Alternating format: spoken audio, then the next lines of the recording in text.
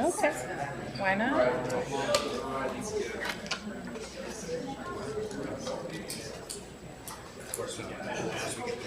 What is it for? Read. You don't have to read it now. Well, now I'm distracted. Don't read it.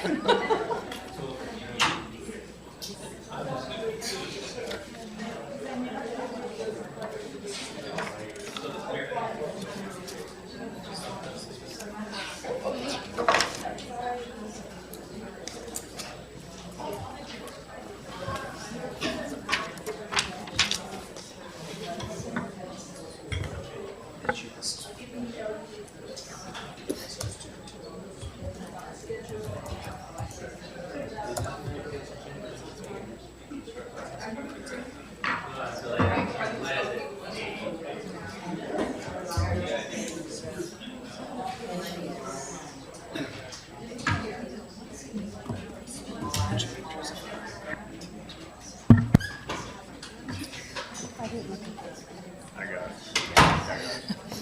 I actually put it on my thing, so I don't. Are you my land acknowledgement person? You are? Okay. Could you do that? I don't know. Of course. Okay. I don't want to go there.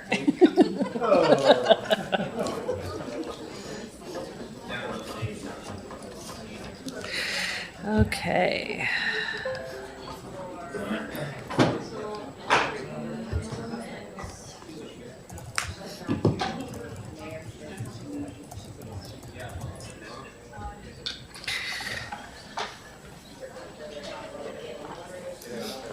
My machine updated. So now I have to go back through the whole process of getting back into my thing.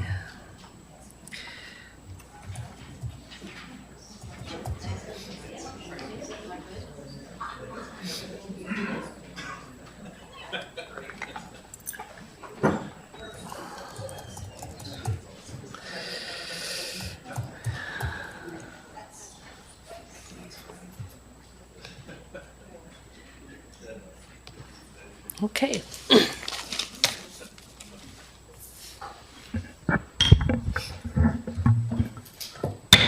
I call the meeting to order. Good evening and welcome to the May 21st, 2024 business meeting of your Ashland City Council. Councilor Duquesne will offer the land acknowledgement. Thank you, Mayor. We acknowledge and honor the Aboriginal people on whose ancestral homelands we work, the Ikaroxam Band of the Shasta Nation, as well as the diverse and vibrant Native communities who make their homes here.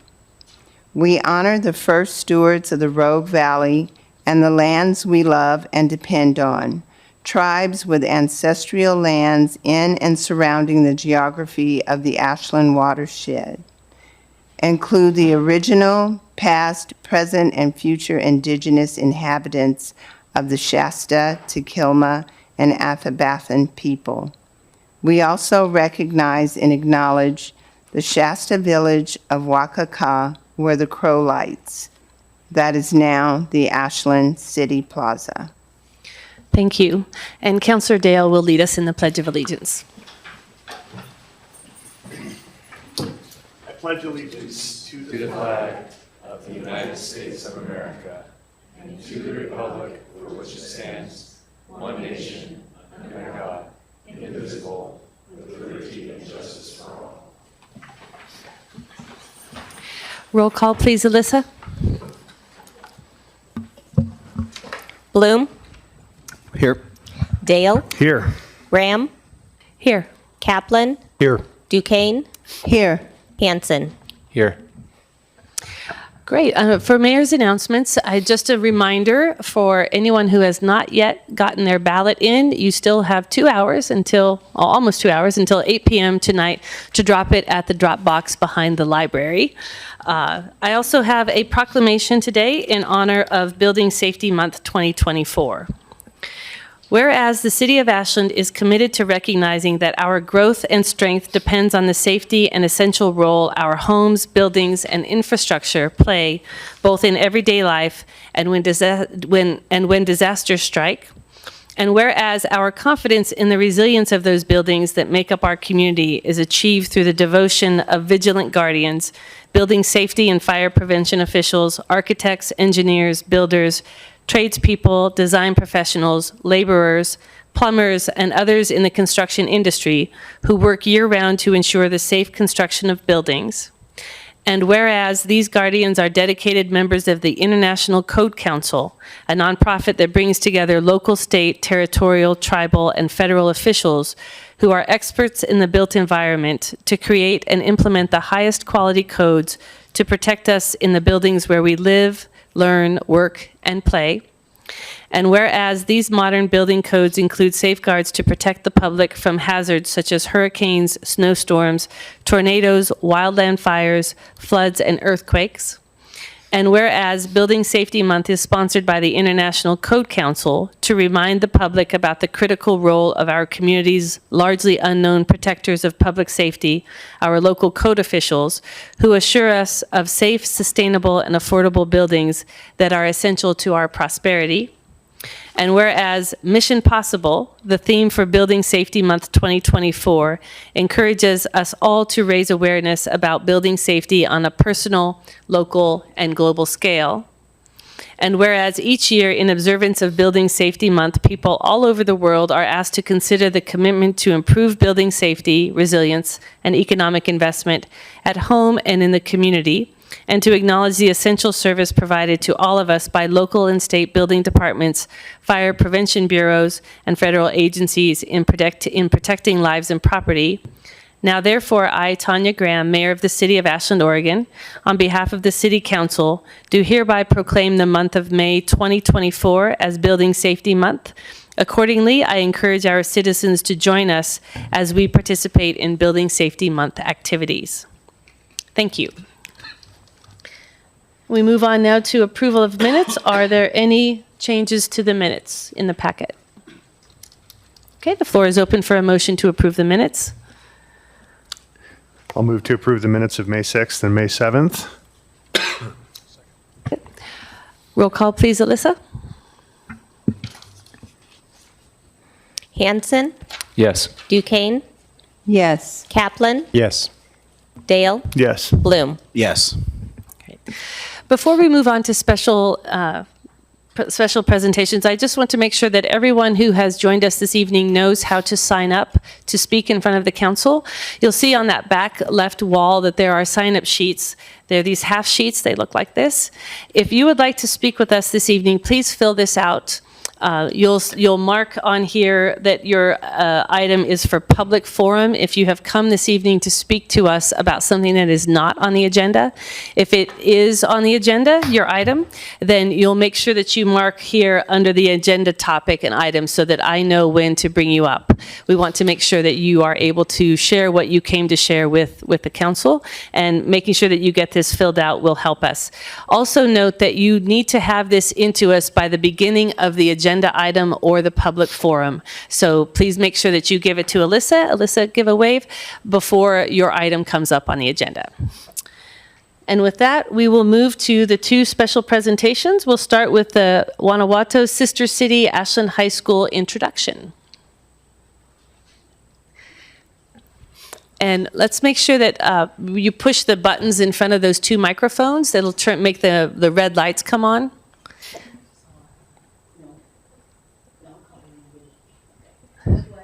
The button right in front of the microphone. White. There we go. Okay, we got it. Perfect.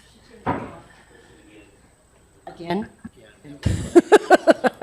Okay, just one of you. There we go. And Senora Chela, if you can get in nice and close to that microphone, pull it down towards you, that will help us. How's that? Perfect. That? Okay. Well, my name is Senora Chela, and I'm a member of the Amigo Club, and I'll be heading down to Guanajuato in the 19th, 18th of June, and I will going with me will be 4 members from the Lions Club, and of course our lovely representative from Ashland High School and her chaperone. Right now, Guanajuato is getting ready for their national, state, and local elections. And so it's just wild in Guanajuato now. They're all excited, and it's all political, and everybody's doing their last-minute campaigning, and they're very much looking forward to the Ashland contingent going down. And they're doing all sorts of preparations for the things that they want Ashland people to be doing and be sharing with them. When we go down there, I would like to, and Nancy, would you please stand for a minute? Nancy Lynch is a member of the Lions Club, and thank you. And she'll be going down with 3 Lion Club members. It's a very special year this year. You know how the Rotary has done a lot with Guanajuato and the Chamber of Commerce, etc. This year, the Lions has decided to go down and give a series of eye exams, entering the elementary schools and showing the teachers there how to use the new machines. And she has asked the state and the county and the local Lions people to lend her these very expensive machines to go down and show the Guanajuato people what the new things are happening. And we're very excited about it because not only the Lions are going to be helping us, but they're volunteers from the Rotaries, the Chamber, the firemen, the university, the students, and etc. They've gotten a lot of volunteers so they can find out how to use the machines also, and hopefully then the 1 grade that they're going into, I think it's a 2nd grade, will then in the future become a 3rd, 4th, 5th, and 6th, and along the line. So that's going to be very exciting when we go down this time. It's my pleasure to introduce the Ashland High School representative, Mackenzie Laughlin, and the Dean of Students wanted to come, but I believe she's ill. So they asked if I would read the letter that she sent. It's a long letter, so they said if I read the first sentence of the 5 paragraphs, that would serve, if that's okay. All right. Ashland High School. I am pleased to recommend Mackenzie Laughlin for the Sister City Exchange Youth Program between Ashland, Oregon, and Guanajuato, Mexico. As Dean of Students and her leadership teacher, I have known Mackenzie for 2 years, and I have witnessed her growth both in her studies and as a person. Paragraph 2. Mackenzie's work ethic is remarkable. She consistently demonstrates a high level of responsibility and dedication in her schoolwork. Her ability to handle multiple tasks effectively and her readiness to tackle new academic challenges show that she is well prepared for the immersive and rigorous environment of an international exchange. 3. Mackenzie's character is defined by her honesty, compassion, and resilience, traits that are crucial for anyone representing their community internationally. She approaches cultural differences with respect and openness, qualities that will undoubtedly help her integrate and contribute positively in Guanajuato. Paragraph 4. Mackenzie's ability to adapt to new environments is impressive. She has consistently shown that she can thrive in new settings, adjusting quickly and effectively to change. Paragraph 5. I'm confident Mackenzie Laughlin will make an exemplary ambassador for Ashland in the Sister City Exchange with Guanajuato. Her strong work ethic, moral integrity, and flexibility make her a perfect candidate for this enriching cross-cultural experience.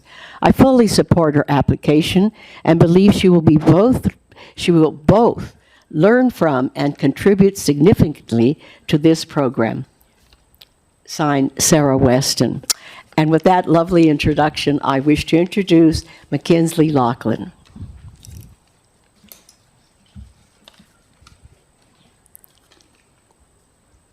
Welcome, Mackenzie.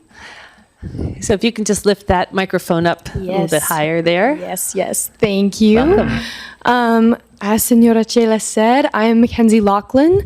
I am a junior at Ashland High School, and I am so grateful for the opportunity to come here and speak to all of you about the wonderful opportunity I've been blessed with to represent Ashland in our sister city. I will say I apologize in advance. I found out within the hour that some very close friends of mine got in a very serious car crash and they are being medevaced to Portland. So if my charisma is a little lower than normal, I apologize. But I still plan to present myself to you. In front of you should be some packets of photos that I will reference along the way. So yes, but I'm very excited to be your representative, and I know that I am standing on over 50 years of hard work from Ashland representatives and community members to make this exchange possible. I've spoken to a couple past representatives, and they have said it was the most extraordinary learning experience of their life, and I am so excited. But I should probably tell you a little bit about myself. As of today, I am 3 days a 17-year-old, so that's very exciting. And I always try to work hard in my community to reach out and do as much as I can to be involved and be helpful. That being said, I have participated in many community activities. I was on the rowing team for several years, and within the team, I helped host fundraisers and other events that were very exciting. That would be the first photo in the packet. More recently, I have joined the wrestling team, and I have helped plan several events within that as well, including wrestling movie nights and our homecoming float, which I unfortunately could not find photos of, but I hope my awesome wrestling photos suffice. And when I joined high school, I also joined the leadership team. So I have helped plan several student events, including dances, talent shows, etc., etc. Some of these events include our local Ashland police officers and our local National Guard soldiers. We'll have National Guard come help with their t-shirt cannon and help bring spirit to events. And both Ashland police officers and National Guard members were judges in our talent show, which was very exciting.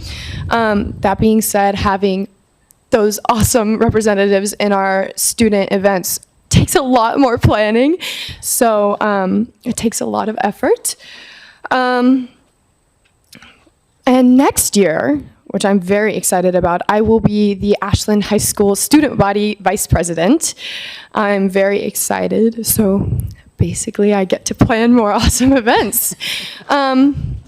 Senora Chela has been working with me over the past couple weeks to educate me on the history of our sister city, and I've learned a lot about the conquistadores and the silver and the gold mines, and how within a year of the conquistadores coming to the geographical center of Mexico, they started up these massive gold and silver mines, and Spanish galleons were being shipped back to Spain within the year, and it's truly Pirates of the Caribbean style history, and it's very exciting to learn about, and I am truly thrilled. It's very, very intriguing, and I'm engaged, and I'm so excited to be learning about this.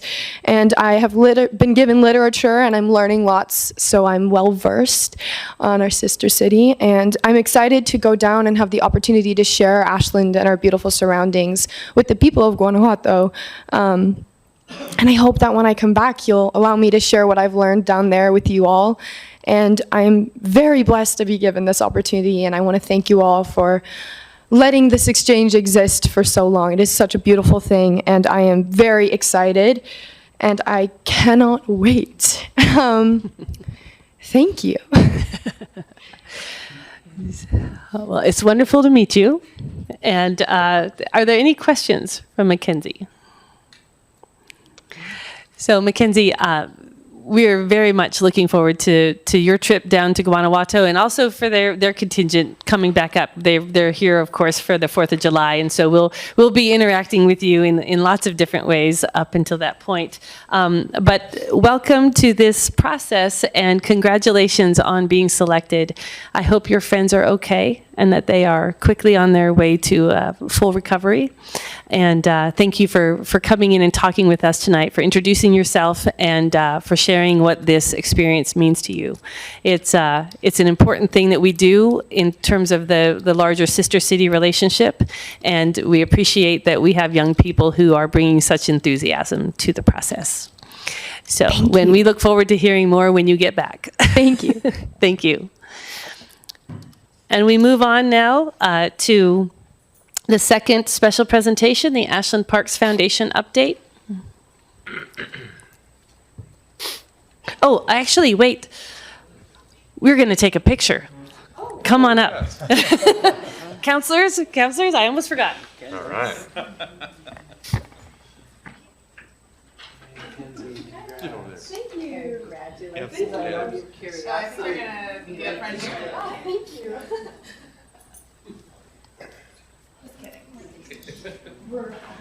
Right up over here. You want to tell us?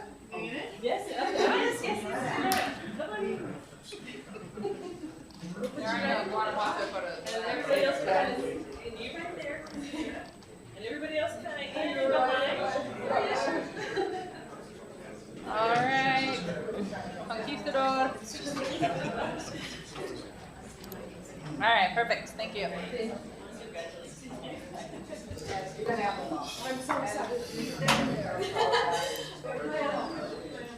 No, I will not. Mayor.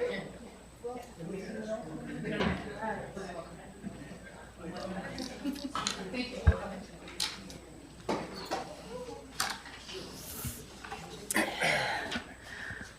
Okay, and now we are to the Ashland Parks Foundation presentation. Just as a side note, I went to the 50th celebration in Guanajuato of the sister city relationship, and the Guanajuato contingency knows how to celebrate the sister city relationship. It was awesome, so you'll enjoy it.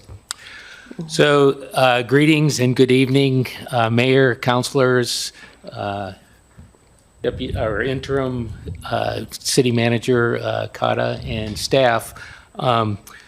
Thank you for allowing us to be here tonight to update you on some of the Ashland Parks Foundation projects that we're currently working on, most notably the Butler Perazzi Fountain, and also a few items on the Ashland Japanese Garden.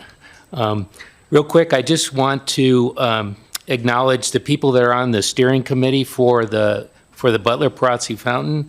I have my sidekick, Pat Acklin, behind me. She was a former counselor for City of Ashland, and we're glad to have her on our team, along with Diane Garcia, Maywin Richards, Karen Smith, Mark Knox, Sam Whitford, Jim Lewis, Dale Shostrom, Holly Ross. For anyone by the fountain lately, you've probably seen our large visual aid thermometer, and you might notice that the red line is creeping towards the top. We're proud to announce that since about this time last year, we've managed to raise over $704,000 towards our $800,000 goal for the fountain. As we reported to you last fall, we kicked off the fundraising project last 4th of July, and our truly important goal is to try to get to the finish line by this 4th of July and have that fundraising completed and move ahead with the project. It took nearly 2 years of prep work prior to our kickoff last year of consulting with various historic restoration folks and really putting the project together. So it's been a multi-year project, and I feel like we're getting close to the of construction, but we'll see how that goes. The funds so far, with the exception of the original $225,000 that came from the Parks Foundation, has been raised through private donations and grants.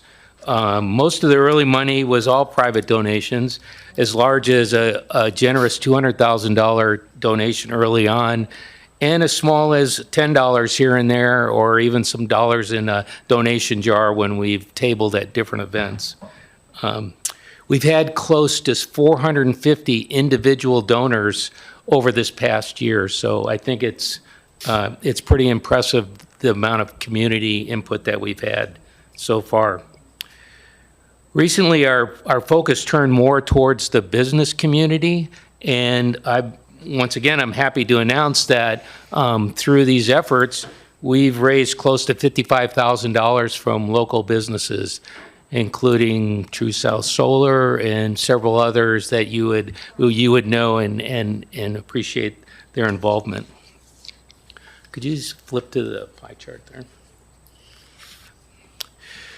We also have multiple grant applications out that our team has labored over for months now. We still have a Preserving Oregon grant from the State Preservation Office that's outstanding. We're waiting to hear back probably sometime this summer.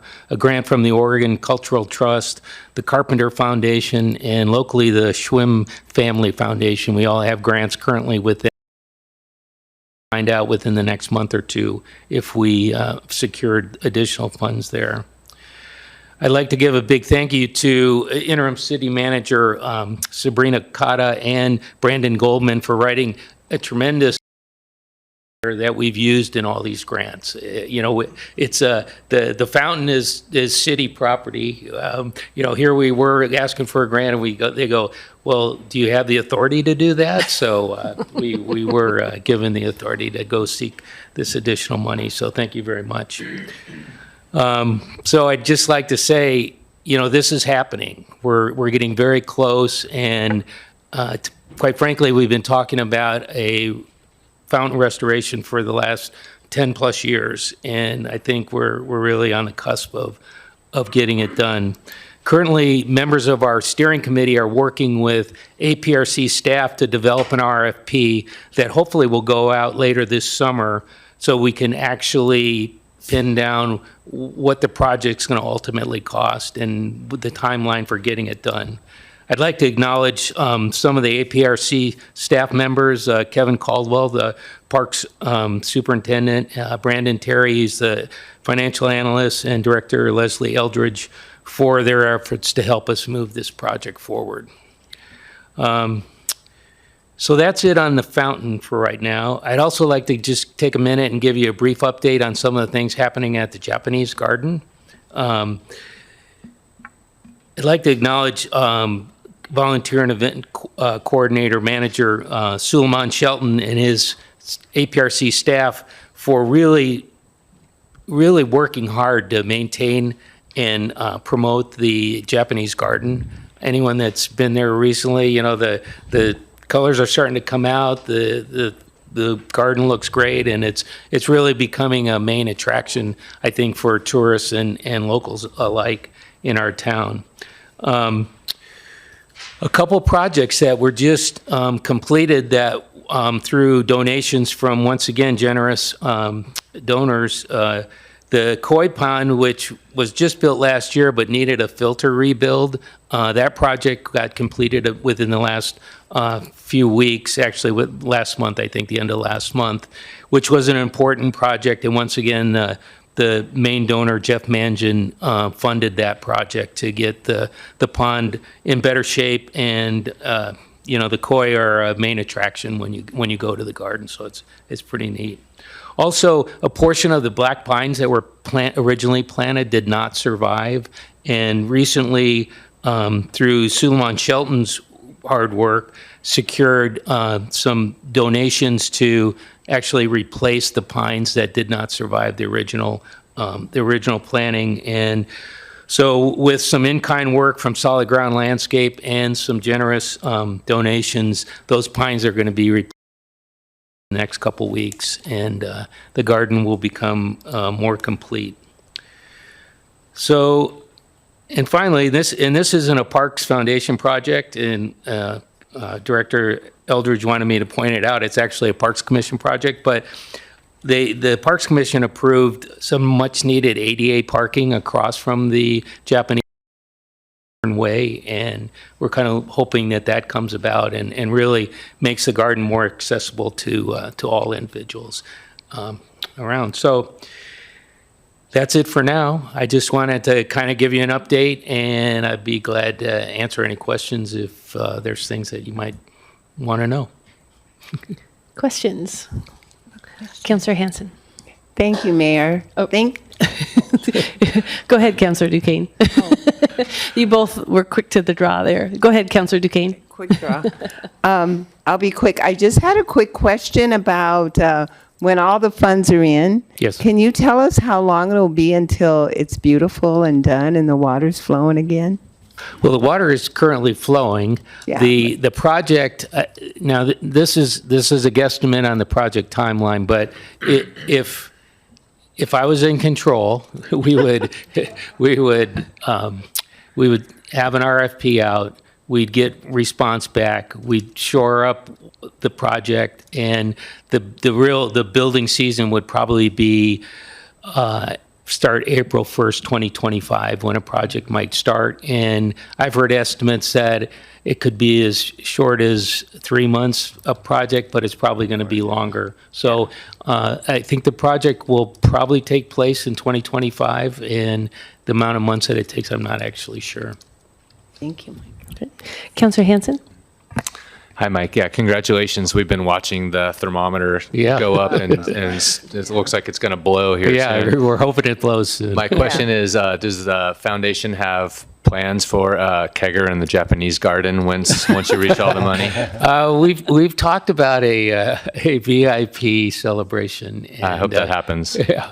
Congratulations, and thank you of the whole community for rallying around this needed restoration. Yeah, 450 donors it shows the good community support. Yeah. So, Congrats. Councillor Dale. Thank you, Mayor. Thank you, Mike. Thank you, Pat. Thank you, the entire steering committee. This is just outstanding. I mean, it's just as you were speaking, I was thinking about all of the photo albums that I have and pictures going back a long, long way and that is just such a central focal point of the park and our memories that make up the city. So thank you for all of the hard work. Look forward to, again, apparently Council Hanson's going to sponsor said kegger, but it'll be a wild time. Yeah, well, Permitted, of course. I have no doubt that this entire community will rally to make the date, and just looking forward. So the question is for the RFP, is that going out immediately, or would you get that out in advance, just so you know? I mean, when are you going to issue the RFP? We're currently working on it with Okay. with the park superintendent, and we're putting it together. You know, I would hope in the next couple months, but I'm not going to put anyone's neck out there for that. But no problem. that's All the right. idea. Thanks again. Yeah. This is outstanding. Okay.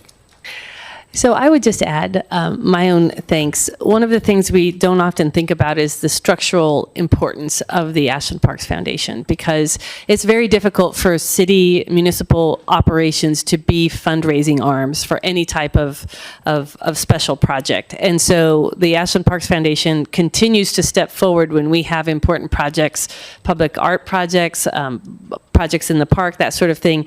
And it makes it so that the community has an easy way to respond to these needs, to help us repair the things that help us know we're home. And so thank you to you and to all of the other folks on the committee that make sure that the Parks Foundation continues to operate well and is available and accessible when we have special projects in the community.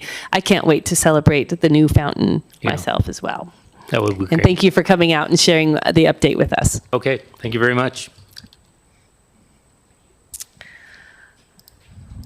All right. And Sabrina will offer the city manager's report. All right, good evening, Mayor and Council. It is fitting that the Parks Foundation is here tonight because I'm going to let you know of an initiative that we've been working on with a nonprofit in White City called David's Chair to bring a track chair to the city of Ashland. that is poised. We are poised to be the first city in Oregon, perhaps in the nation, with both a paragolfer chair and a track chair, thanks to David's Chair. That is a nonprofit whose mission is to enrich the lives of mobility impaired people with independence and freedom by empowering them to engage in outdoor activities. Thanks to the Ashland Community Health Foundation grant, David's Chair is able to provide us with a track chair, which will allow those with mobility issues to explore Lithia Park. We'll be joining such cities as Newport, Gold Beach, Florence, Manzanita, Seaside, and Pacific City with track chairs. You can go to davidschair.org to learn more about this organization. And I want to thank Lonnie Flora and Rachel Dials and Leslie Eldridge for helping move this forward. The Parks Department has had a great relationship with David's Chair, and it's exciting to see that partnership expanded. And Travel Ashland and the city, we're all collaborating to make sure that that happens. So we are excited about that. Also wanted to bring up that utility billing in conjunction with the Senior Center is available Monday and Wednesday from 9 to 1 for utility billing questions. So if you have questions, you may see utility billing at the Senior Center now, and they can help work through some of the utility billing issues online. I want to say thank you to the Ashland Chronicle, who retracted some misinformation in an article that was published on 5/20 about the 25 basic fee for research by the city recorder. I thought it was prudent to bring that up as we were going to discuss miscellaneous fees tonight. That fee has been in the schedule since at least 2011 and has not increased and is provided through state statute. So I wanted to correct that. New website going live tomorrow. So we are excited to see that happen. Had a nice review of that yesterday, and we look forward to getting that out to the public. We have a new parking vendor, Laz Parking. We're working through some kinks, but they are out and about, so you will see them, especially downtown. And thank you to everyone who participated in the coffee and conversations last Tuesday. Our next one will be Friday, July 12th at 10 a.m. in Lithia Park at the Ender Shelter. Great, thank you. We are now at public forum. We have two people who have signed up to speak. Each person will have 3 minutes. You'll come up to these two microphones. Alyssa, if we can turn those microphones on again. And you'll have 3 minutes. Alyssa will give you a single chime when you have 20 seconds left, and then she'll give you a double chime when your time is finished. At that point, please complete your sentence so that we can move on to the next speaker. The two speakers who have signed up this evening are David McAllister and Debbie Nicewander. David, I see that you have listed two things. Is David here? Okay, you've listed two different items, and so if we can just have you fill out a separate form for the clean air ordinance, that'll help me up here. But go ahead and come on up if you wanted to speak to your second issue. 3 minutes each, yes. Go ahead, Debbie, if you'd like to get started. Yes, my name is Debbie Nicewander, and I'm here tonight to talk to you about the current municipal court process. I've made a copy of a court trial notice for each of you there. And this process is not fair and equitable to all. I have an individual here who pled not guilty on April 22nd. His trial date is not until August 13th. This is a homeless individual. He does not have a cell phone, let alone a smartphone or a computer to do this by Zoom. And these hearings are not held in the municipal court building, and there's no further notification. Many of us do not have concept of time. And so I'm actually asking the judge to come back into the courtroom, and I'm asking for a 2-week additional notification prior to trial if an address is available.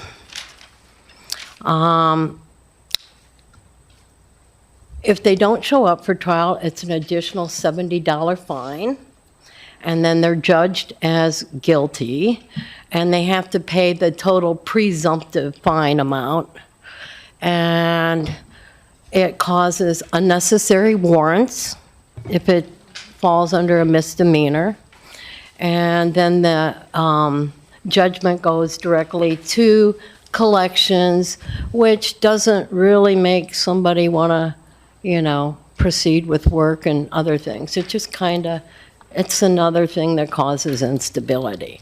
Secondly, I'm going to give you an update on the night lawn explosion. As you all know, Rick has passed on. His cremation fees are $1,085, and they're not considered victims under the law. And we can't get any victim compensation. Noah's trial, he pled. He took a plea. He got 3 years probation and restitution of $10,945 to be payable to the state of Oregon, DHS. There's no compensation for any of the 3 victims. So now I have to do a GoFundMe and try to find funds. Thank you. Thank you.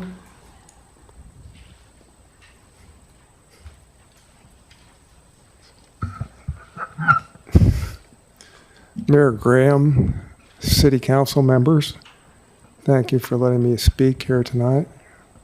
I'd like to speak very briefly about Gaza and the Clean Air Ordinance. With reference to Gaza, I don't even know where to begin except that Israel's response to savagery is pretty understandable, but on the other hand, the killing of innocent civilians on any scale, certainly not 40,000 of them, is pretty unbelievable. So I just want to be on record that this whole situation is unbelievable for 2024. It's like Stone Age stuff. And I'd like, actually, the city of Ashland to take a position on it and object to what is happening and cut off aid to Israel if that's what it takes to stop the killing of civilians. So that's enough on Gaza. I'd also like to speak up on... So, Mr. McAllister, since the second topic, I believe, is an agenda item, is that correct? Am I reading that correctly from your sheet, that you're speaking to the climate issue? Next. I didn't think it was an agenda item. Well, are you speaking generally? Because we do have a climate agenda item, so I'm just trying to make sure that I understand. Yeah, my understanding is it's not an agenda item, so I want to speak up about it. Okay, so if you're here to speak about something related to climate that's not the agenda item, please go ahead. Alyssa, please make sure he's got his full 3 minutes. Okay, go ahead. Okay. Mostly, I just want to urge the City Council to take action as soon as possible on this. I took a look at the Ashland Electrification and Clean Air Concept Ordinance and Summary as of 3/21/23, and it's an incredibly well thought out document, and I want to make sure that people are aware of at least some of the things that are in this document. About 3 things. First of all, complete electrification is about comparable in cost to fossil fuels. Secondly, there's a lot of volatility in gas prices and associated utility business practices, and there's a significant risk to gas utility ratepayers of both rate increases and additional costs. And thirdly, the design phase of building projects is a time in which it's most cost effective to integrate electrical infrastructure. This is because it's the best time to optimize electrical systems performance for building spaces and systems. It also allows for fewer costs and space requirements because there's no need for natural gas piping and safety venting for combustion products. So that's all I want to say, and thank you so much for the opportunity to speak up about this. Much appreciated. Thank you. We are now to the consent agenda. Councilors, would anyone like to remove anything from the current consent agenda? Okay, the floor is open for a motion to accept the consent agenda, to approve it. Councilor Duquesne? Okay. I move that we accept the consent agenda as is. Is there a second? I'll second. Roll call, please, Alyssa. Dale, Yes. Bloom, Yes. Hanson, Yes. Duquesne, Yes. Kaplan. Yes. Thank you. We now move on to the public hearings and ordinances section of our agenda for first reading of ordinances 3238 and 3239, updating our building code.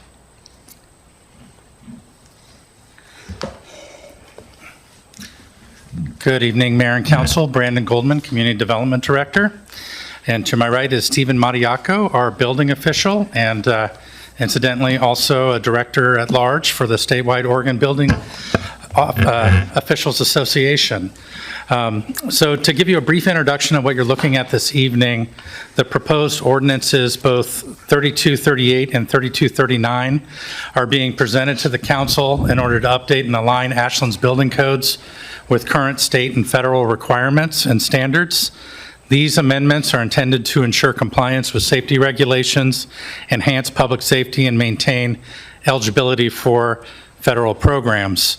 It's timely that this is the same evening as you read the proclamation in terms of Building Safety Month, because these code amendments are specifically tied to looking at the various sections of our code that were removed by the state building code but allowed for local adoption. So in order to preserve what has long been building codes allowable within the city of Ashland through the state, we're looking to adopt them locally, which is permitted under the state oversight. Specifically, one section of code that I'll touch on, and we can touch on it further in question and answer, is the sections that relate to development within the floodplain. So the Department of Land Conservation and Development audited the city of Ashland's land use and building codes, specifically relating to the development allowances within floodplains. And as this council knows, the city of Ashland typically will not permit new developments within floodplains, but there are pre-existing buildings within floodplains that are subject to those standards, and there are also circumstances by which a lot that is entirely within a floodplain that has no alternative in terms of development has the rights to develop, and in those cases, stricter building codes need apply. So in their review and audit of Ashland's code, they recommended a number of best practices that were determined by both the Department of Land Conservation and Development and the Federal Emergency Management Agency, FEMA.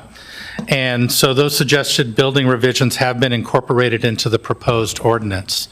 I will note also that 2 ordinances are presented before you because the Building Appeals Board, which is touched on in both Chapter 15 Building Code and our administration section of Chapter 2.22, needed to be modified in order to be consistent from one to another. So they are being dealt with at this singular public hearing because the identical changes are proposed for both sections. And with that, I will introduce Stephen Matiaco and note that also assisting in the development of these ordinance amendments were Veronica Allen, Associate Planner and Certified Floodplain Manager for the City of Ashland, and Aaron Anderson, our Senior Planner and also Certified Floodplain Manager. So we're fortunate to have 2 on staff.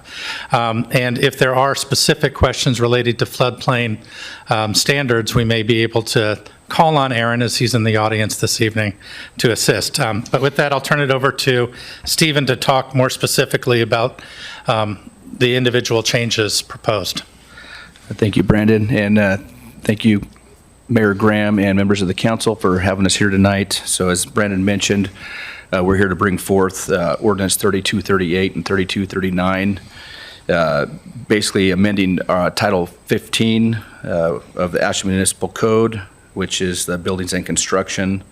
So within that, we have Chapter 1504, Sections 10 covering structural building code, Section 200, amendments to the Board of Appeals, Section 205 of dangerous buildings, and Section 205 for notice for compliance and violations for stop work orders.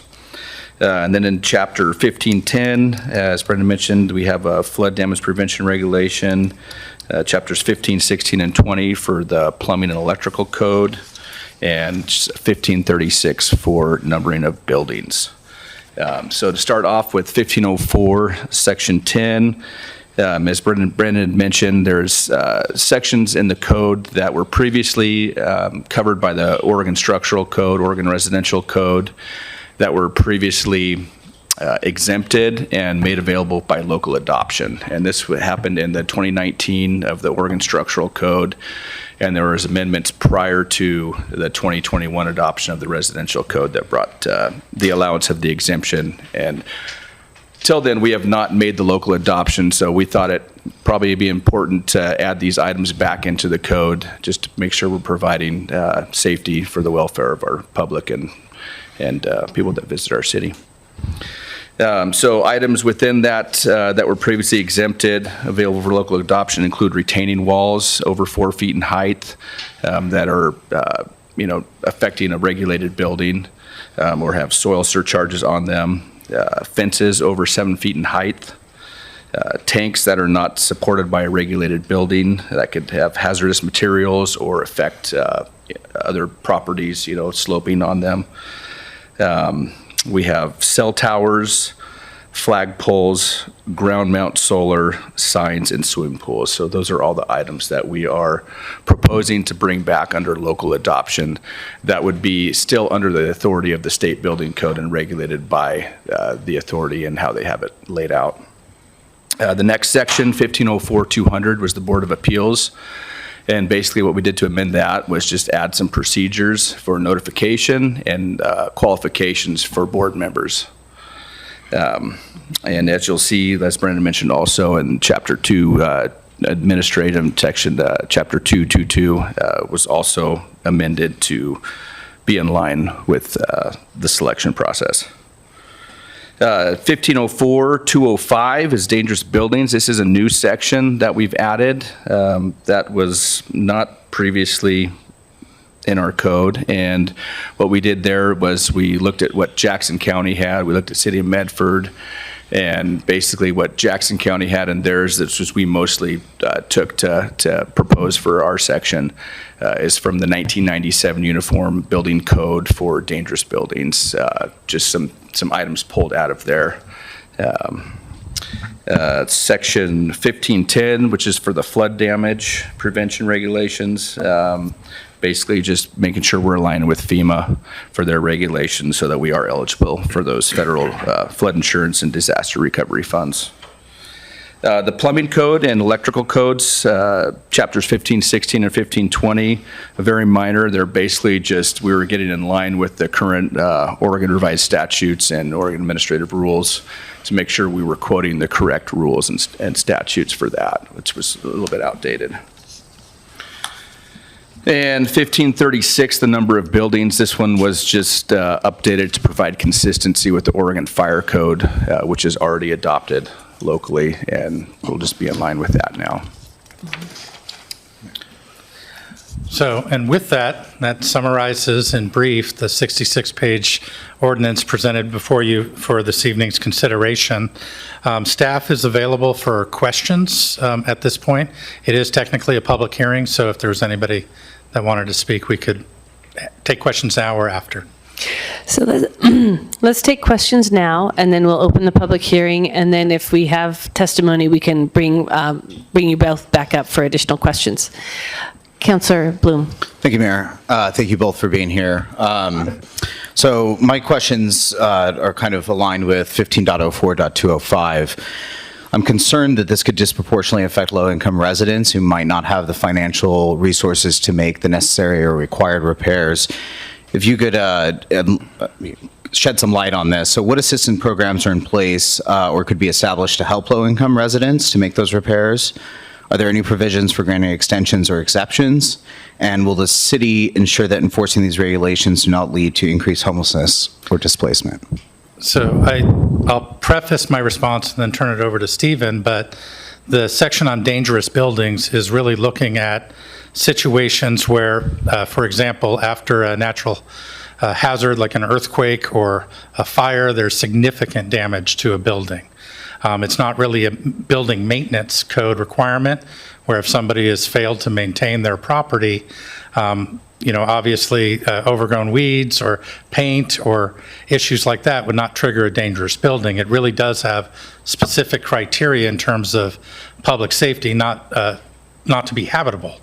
So, and with that, I'm not familiar with specific, at least any city grants or availability of funds to assist private individuals in reparation of their home. If there are low-income households, they could essentially work with local nonprofits if available for repair. I know there's some that do ADA accessibility, but the degree of repair that we're discussing that might be necessary for a dangerous building can be quite substantial, not what you would classify as replacing a broken window or maintenance along those lines. So follow Mayor? up to that? Sure. Yeah, go ahead. Yeah, so to follow up on that, I guess, well, there's 2 points here. I can see a situation where a heavy windstorm blows a tree down, takes out part of a house. The person can't make those repairs. Are we going to displace them because they can't afford to do so? Furthermore, I feel that if somebody owns that property, they're assuming that risk. So as long as it's not a danger to everybody outside of that property, isn't that their responsibility to assume that risk? I can give an example, and again, Stephen could talk more to the issue. We had that exact circumstance happen in Ashland, where a building was partially destroyed by a falling tree. That property owner did not have independent means in order to fix the issue. And in that case, they worked with a nonprofit who applied for a community development block grant, which was granted for that repair of that building. And that was something that the city could provide. It's a unique example. I don't know that there is the ability or the timing for those immediate repairs for everybody. In that particular case, I think the damage persisted on that property for nearly 6 months to a year before a grant was awarded and they were able to make repairs. So that is definitely an issue. Stephen can talk to the public safety issue in terms of maintaining buildings that are habitable. So, Councilor Bloom, that great question, and I totally understand the concern of, how this could look like. It could potentially, under the, wrong authority, enacted and not the way it was intended to be done. I can tell you that we don't have any intention of going out and looking to do this for the most part, like Brandon said, and under, emergencies, natural disasters, whatever, if it comes to our attention that maybe there's an abandoned home where there's squatters, I think at that point we would probably have it boarded up. But a lot of, once we do the citation, a lot of the determination is going to come down to the hearings officer or the judge for the final determination on how that is dealt with. I think it's stated for 60 days, up to 60 days within the notification process. Yes, that can be extended, but it's going to come down to, I believe, whoever that hearings officer or judge is based on the case facts. I may too. I've had experience with the dangerous building code. I was county counsel, worked county counsel's office for 10 years. What you have when you have an ordinance is you have a process, and without an ordinance, there's a rule. If there's no law, then you don't have any control over the thing, control over what you're trying to make safe.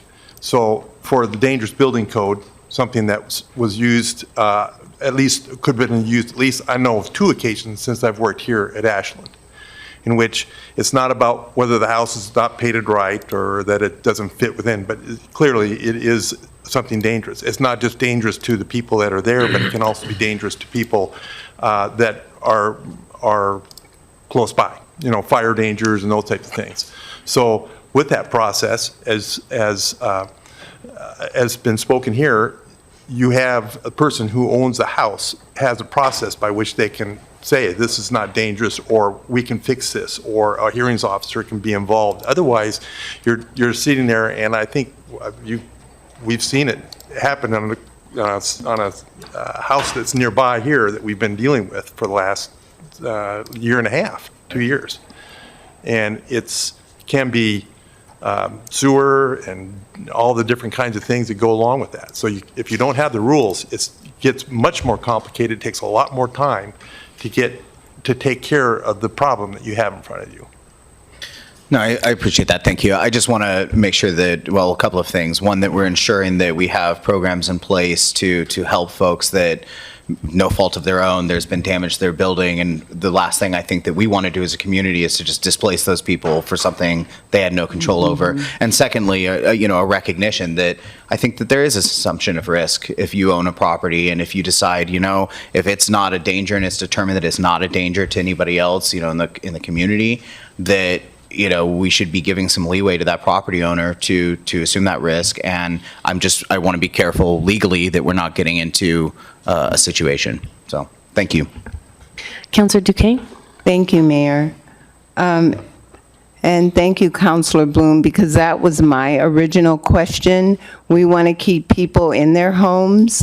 So if we have all of this in place, and it's not worded that way, I would like to see it worded in an ordinance that there is protection there.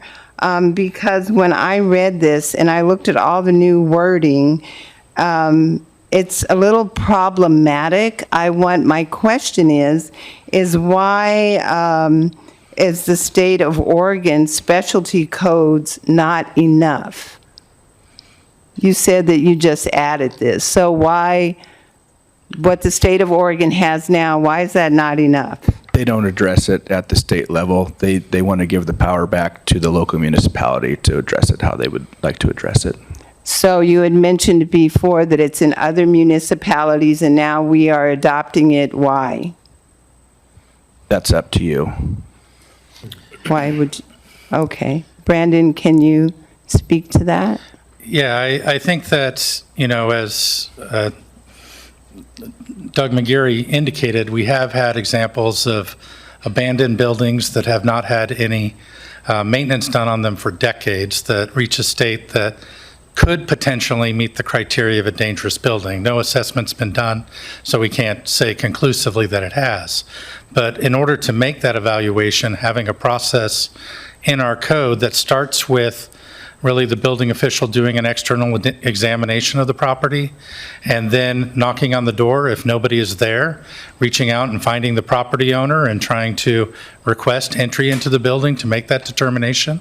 If that entry is refused either by the property owner that's distant or an occupant there, we wanted to establish a process by which the city could request a warrant and go through a process by which to gain the ability to evaluate whether indeed that property was of a standard that was posing a risk or a potential harm to not just the inhabitants, but the community at large. Again, without that process, there is no local method by which a dangerous building could be dealt with. I would say that it's anticipated that these are anomalies, these few properties. For the most part, dangerous buildings are, again, a response to an incident. When we had the fire on the plaza, there was question whether that building was dangerous. The property owner invited the building official in to make an assessment and determined that it could not be occupied. There was damage to the stairwell that would cause harm to anybody coming in or out of that commercial building. And so they had to go through a process working with the building department, outlined what the permit requirements and what steps would need be taken is the process. And then once you meet those requirements, then the building can be, again, occupied. So again, I think it's important to the community to have the ability to, have dangerous buildings identified. And if there is not anything within our code to do so, and again, it's not something that you would have to adopt, but there wouldn't be any means by which the city, other than there are situations under fire code that the fire department can enter a building, again, through a warrant, a similar process as outlined under building code, to examine whether or not that building meets minimum fire code requirement. Do you have anything to add? Councillor Hanson. Well, thank you both very much. I mean, we go through this process every 2 years, right? When we get Oregon Specialty Code updates and NEC code updates. Yeah, every 2 to 3 years. Yeah. So every 2 to 3 years, you come before council, and this time we have more material in addition to those Oregon Specialty Codes and the NEC. That's Right. So what we see today. for the state codes that update every 2 to 3 years, that's just by state mandate. And I believe in our previous, maybe a couple years back, Brandon had done some work to update it in our wording, that it just said the current adopted state code, to where we don't have to come to council for those ones. Oh, there you go. So, Okay. Well, appreciate your hard work on this. Thank you. thank you. Councillor Dale. Thank you, Mayor. Thank you both, Stephen, Brandon, for this is a lot of hard work went into this, and we truly appreciate you doing all the administrative updates and streamlining and keeping the code current. That's outstanding, and I know it's a lot of work, and it is 66 pages of a lot of thick reading. So I guess my question is more broad insofar as given all of this is mostly administrative and updating, what would you, in your professional experience and opinion, would advise citizens, residents of Ashland relative to this code that might be a significant departure of what's in there from a practical standpoint? Like, kind of what would you say now that the average citizen would need to know that's a change from what's in there, other than just the administrative update, if anything? I don't know that the average citizen interfaces with the building code with any regularity. It's typically the design professionals as well as I'll change it to design professionals. And Stephen then. may be able to cite some specifics that they should be aware of, as many of them were already enacted prior to 2019 and 21. I imagine many of the design professionals already assume that that's part of our local code, even though it was removed from state, with the exception of the dangerous building code section and the FEMA provisions. The FEMA provisions, again, are best practices. There's very few properties within floodplain that would be going through a renovation. So we were primarily making those changes to address the DLCD recommended language changes and definitions to be included. And that helps our citizens of Ashland that want to get flood insurance, that our code aligns with FEMA's policies and the state best practices, so that we have a higher rating in our community rating system, which then relates to lower flood insurance rates. So that's one area that might inadvertently affect people in a positive way. But Stephen can talk to the other sections of code that might relate. Right, so for the 1504.10 section that we're bringing back in, that was previously a part of it, I would say most, even builders and design professionals, I would say most of them probably didn't even know it was exempted, because it's been such a short stance and it's been in the code for so long. So I don't think there's much education out there that we need to do. As far as the dangerous buildings, I get what you guys are saying. There's a lot in there that, well, gosh, now that it's in the code, are we just going to give us the right to go after them? And I had, reservations of that, that Brennan and I had talked about as well. But I think having, because who knows who's in that position, right, to enforce that rule. But, hopefully as the backup with a, hearings officer or a judge, if that is going on and we've got somebody that's just going after buildings that aren't dangerous and using, one of the definitions out of the 17, that wouldn't be a good thing. But I think it is important to have it, and there is process that goes along with it, and it's even difficult, to get through that process, even, the way it's laid out as it is. So, but it does provide a process. Yeah. Councillor Kaplan. Yeah, thanks, Stephen and Brandon. So there's there's as I'm hearing you, there are 3 blocks of changes really in the ordinances. One is the dangerous buildings that we've been talking about. I think I heard you say that the language that you took for drafting this section of the code, you took from Jackson County. Correct. It is also Medford. Does Medford have its own? This is normally a county code, or is this why is it sometimes city, sometimes county? It's unincorporated areas of the county. They're not uniform across, right? They're different, but most jurisdictions within the state, and when I consulted the state buildings code division, they also referenced the 97 UBC for dangerous buildings and recommended that path. Okay. And if I could again, the uniform dangerous building code is ages old, and it has many pieces. It's kind of a plug and play, so you can remove certain pieces out of it and add certain pieces into it. And the state has this code, the code is available, and every 3 years you come around to the dangerous code. If they've made any changes, you can look to see that, and you can plug those back in or take them out. But we have a lot of hills, so there may be some standards regarding hills. Whereas if you were in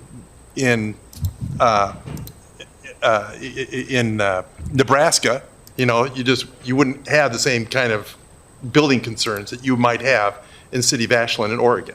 So those uniform codes are national codes, but the state of Oregon has them, and then each city can adopt them.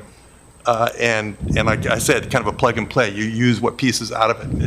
No, that's a great representation. So yeah, we talked about the Building Safety Month proclamation with the ICC, which is the International Code Council, which is the model code for pretty much every state in this country uses that model code. Some of them adopt it just 100% as it is, and then some of them take it and make modifications based on like for example, we didn't want to require sprinklers in residential homes based on cost and probably our Home Builders Association's presence. And so we don't have sprinklers in residential buildings, but all the codes that we have, it's all based in the same outline, the same chapter, table of contents, all within the model codes that we adopt. And then we make modifications based on area or preference. Like, Oregon is one of the leaders for energy. So, we're above the international. I think we're ASHRAE 90.1. So. A follow-up? Yeah, well, it's actually just the second part of my question. I hadn't finished. So the second part of my question really had to do with the second block of codes that were state codes, and the state has now, as I understand it, pulled out and left it to the local jurisdictions to decide whether or not to apply that code or not. That's a little puzzling to me, why the state would necessarily do that. Could you explain why would the state pull out of something and decide that that's, in this particular case, something that we might want to regulate ourselves?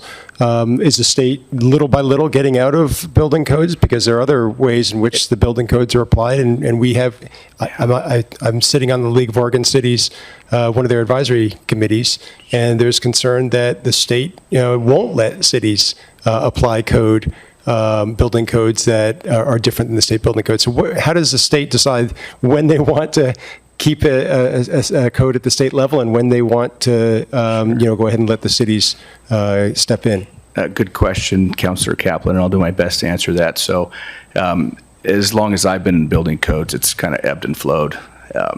More restriction, less restriction. Some of it depends on who is the administrator at that level also, and legislation, what legislation is doing. So legislation, is the top, right? So if there's anything goes through legislation, that's going to be the rule. And then legislation also identifies how building codes, need to be addressed, and they give it to the DCBS, and then BCDs under DCBS to administrate and create and run the boards for the code adoption. So I feel like maybe I'm getting away from the question here a little bit, but. One thing and again, not being a building codes specialist, but in reading through the material, some of the structural code areas that were removed from the state were what you might call minor structural, the ground mounted solar, in order to promote those without going through a permit process, they remove from the structural code. We've seen some ground-mounted solar that meets the definition of that is 30 feet tall and on a large pole that have structural implications. And so adding it to our local code in order to address those type of solar installations is a value to ensure that it doesn't, it meets structural code by having engineering and inspection at the point of installation. This isn't the 8-foot tall solar that is set on the ground, but really a full structure. Again, something along the lines of retaining walls, fences, tanks. For the most part, they're de minimis under a state level, but on our hillside, having retaining walls that actually support the structure of a driveway or a house, wanting to have those incorporated into our building code for review and inspection makes sense to our department, and it's why we're presenting it for local adoption for you to consider. And I could try to do a follow-up for you, Councilor Kaplan, on if there might be a white paper out there for a reasoning statement on why they did that, but there is a matrix that they have that has some ovals, like an inner circle, like this shall be, and it's through the state, and then the circle outside, it's like this can be adopted locally, and if you do adopt it, it's through the authority of the state, and then there's another circle of this is what you can't do. So I could see if I could follow up and get that information for you to help better. Okay, thank you. Provide an answer for that. Councillor Duquesne?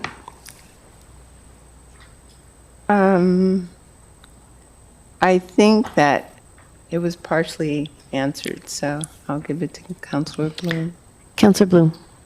Just a follow-up on the 205. Sorry, on the 205 bit. So, look, I mean, broadly, generally, I support this. I just want to make sure that we're addressing some of these concerns. Do we have a process, a decision-making tree that says, this individual, we found that the building, because of whatever event, is damaged and it needs to be repaired. And the person says, I can't afford to do that. I'm not going to make those repairs. We go through a process. Do we have a separate kind of process internally where we say, this is how the homeowner is responding? What resources are available? What avenues do we have other than just, well, go to court and hope it sorts itself out? Yeah, I mean, in terms of the resources to make the repairs, the city of Ashland probably wouldn't have as direct information as the property owner. Most properties are insured, and a tree falling on a house, you'd contact your insurance agent.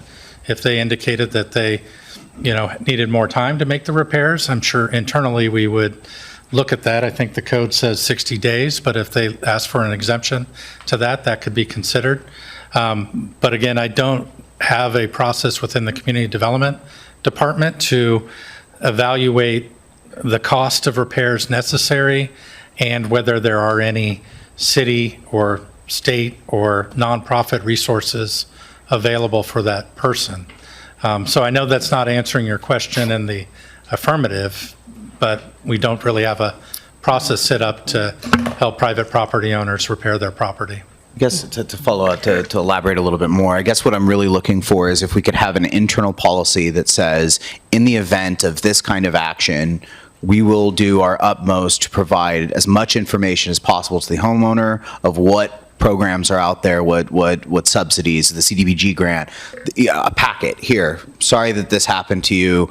This is what we need you to do. But in addition, here's a packet with some resources to try and help you out. I think I'd feel a lot more comfortable if we could develop that. Yeah, I appreciate that. I think that the Alameda fire taught us that there are quite a few needs that arise after an emergency like that. And it, in large part, goes beyond the scope of an individual city to address on a big issue like that, and bringing in other agencies and nonprofits that spring up to help homes apply for FEMA assistance and those kind of things. Most definitely, if we have those resources are known to us, we will provide those to anybody that is facing repair of a property that might be covered under one of those programs.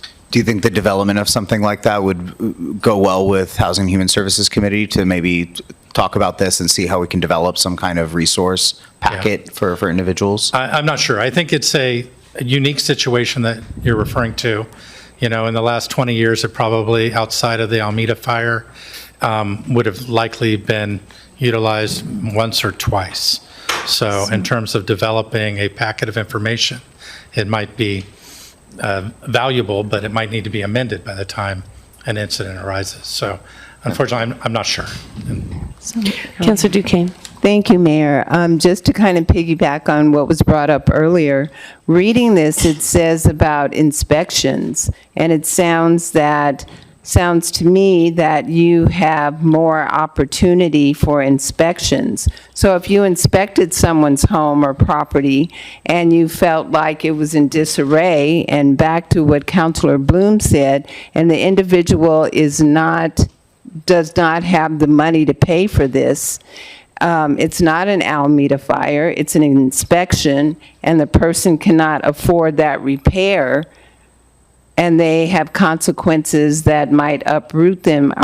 Can anything like this be implemented in this ordinance I think via inspection?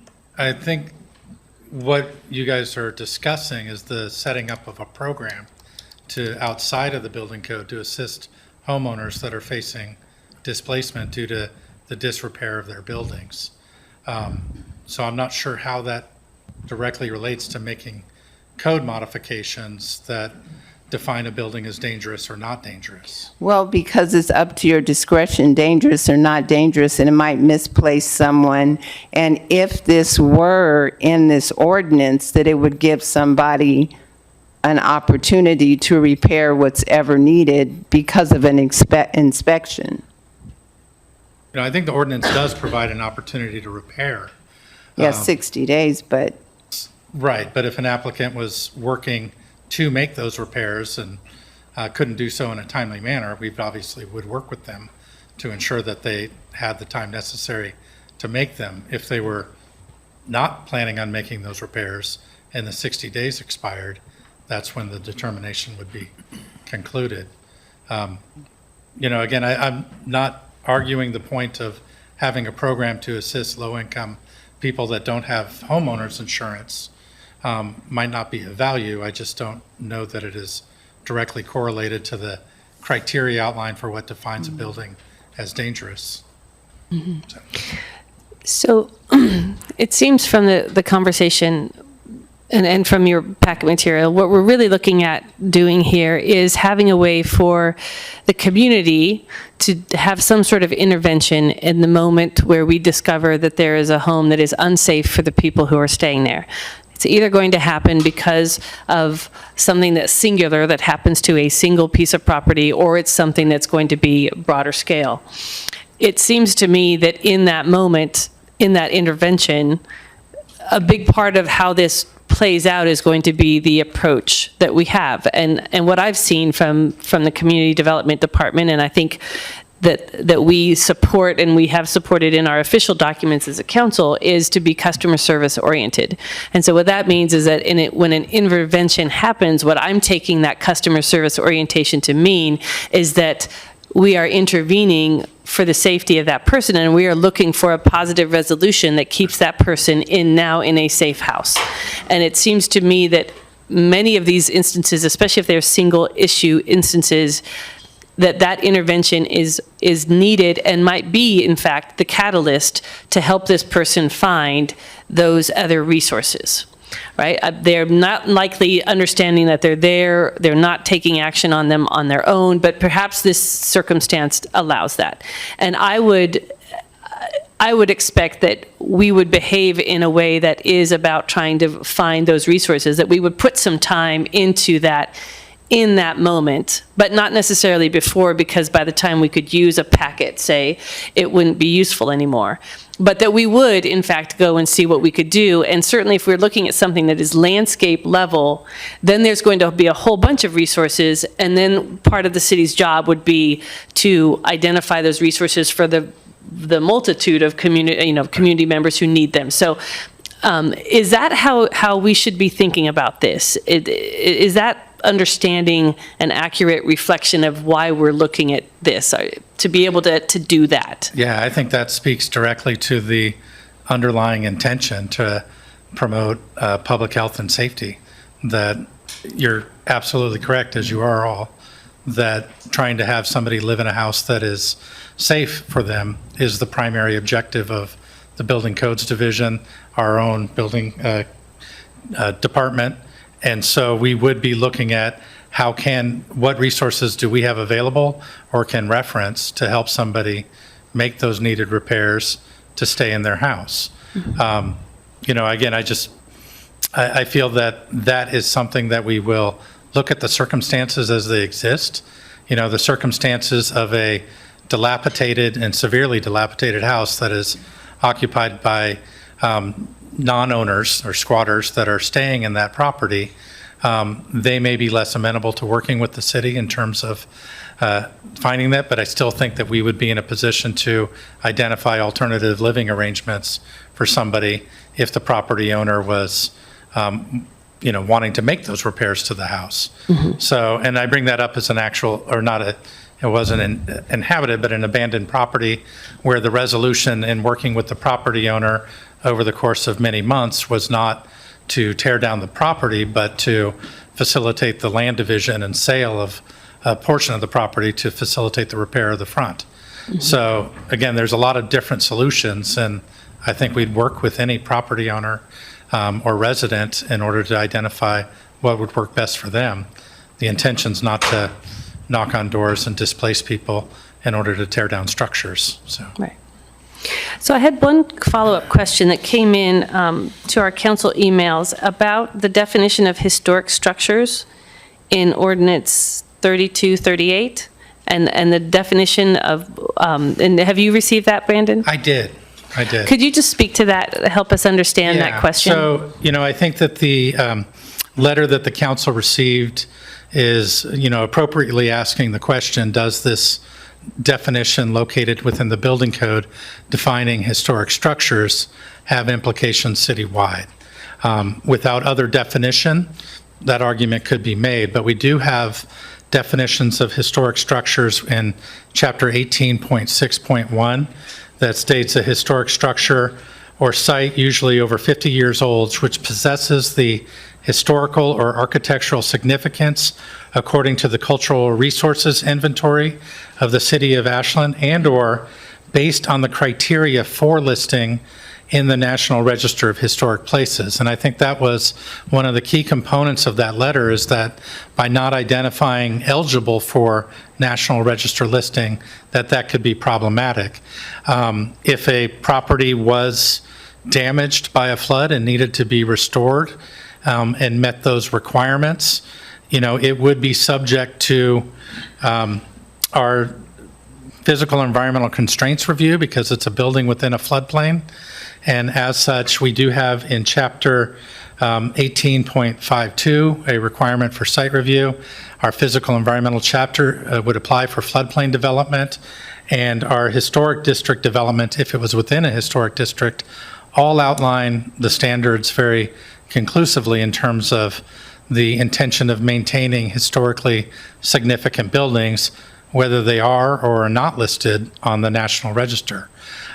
So again, we do have alternative definitions.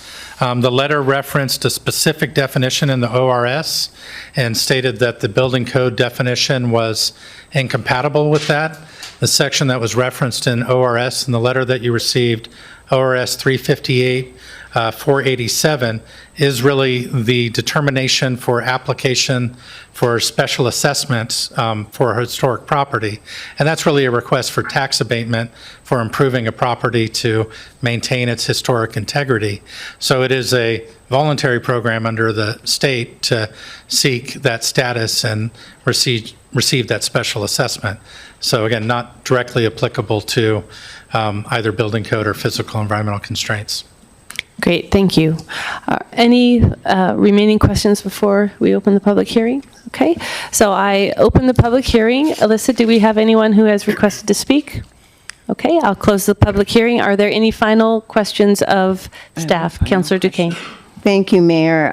Somewhere in this I read 20 years, having a property, a building that is 20 years or older. Is that correct? You mentioned 50 years. I guess that was for historic buildings, but when I was reading, I believe under dangerous building, if it's 20 years old, it can be considered that. Am I saying that right, Brandon? I'm not remembering the 20-year reference. That would have been in one of the 17 definitions that determine. Because when I was reading this, I thought to myself, there's so many homes in Ashland that are 20 years and older. And under the dangerous building, what came to my mind are conversations that we've had about buildings here, like the community center and Pioneer Hall and City Hall. And those are some conversations we've had about the building of especially the community center. And to have it fall under this category, I think would be I would say that by merit of being 20 years old does not make a building dangerous in any context. A dangerous building could be a building that's only 1 year old. Exactly. That experiences some catastrophic event. I know that there are sections of the code that refer to qualifications for experience on the Board of Appeals in terms of 10 years. I'm not recalling the 20 years, but I will note that elsewhere in our code, historic buildings are defined as being 50 years or older per that definition that I just read. Yeah. There are in our demolition, which you might have read, which isn't a change to the ordinance, it states buildings that are 45 years or older you have to go through a reclamation plan if it is a building that is of that age. But again, I don't think that there is any age trigger in terms of the safety of a building by merit of its age alone. Are you familiar with any? Yeah.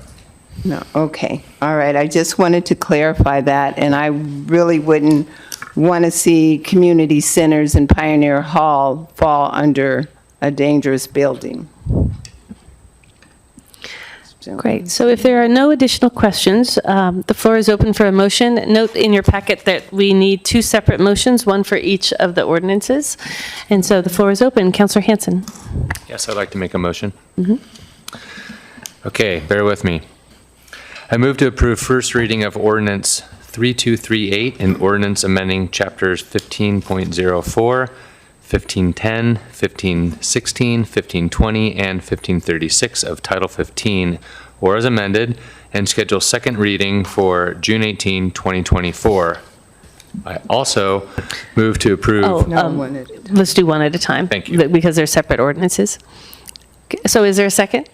Second. Councilor Hansen. Rolling. I will move to approve first reading of ordinance. No, would you like to speak to your motion? We just have to do these as two separate, completely separate Gotcha, motions. thank you.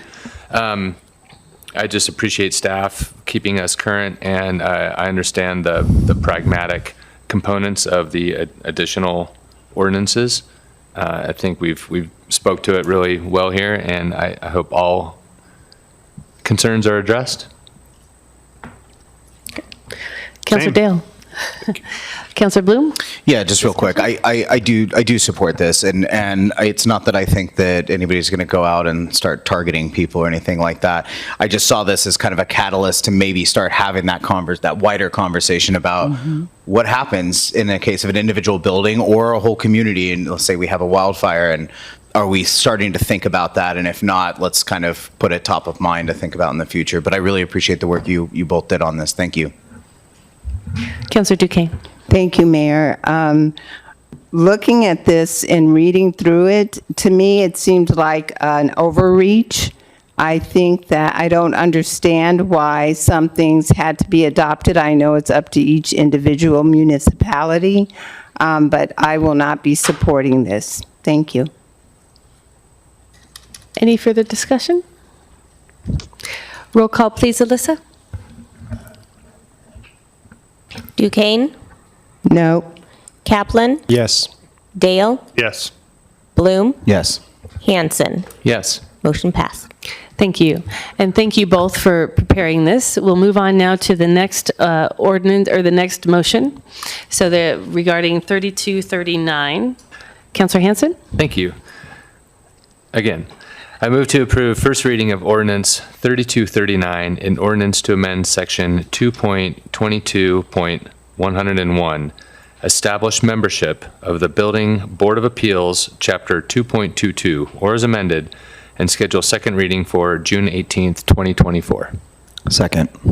Councillor Hanson, would you care to speak to your motion? Just again, thank you, gratitude to staff and keeping us current and looking out for the safety. Again, very in line with our proclamation for Building Safety Month. Councillor Bloom. Any further discussion? Roll call, please, Alyssa. Dale, Yes. Kaplan, Yes. Duquesne, No. Hanson, Yes. Bloom. Yes. Great.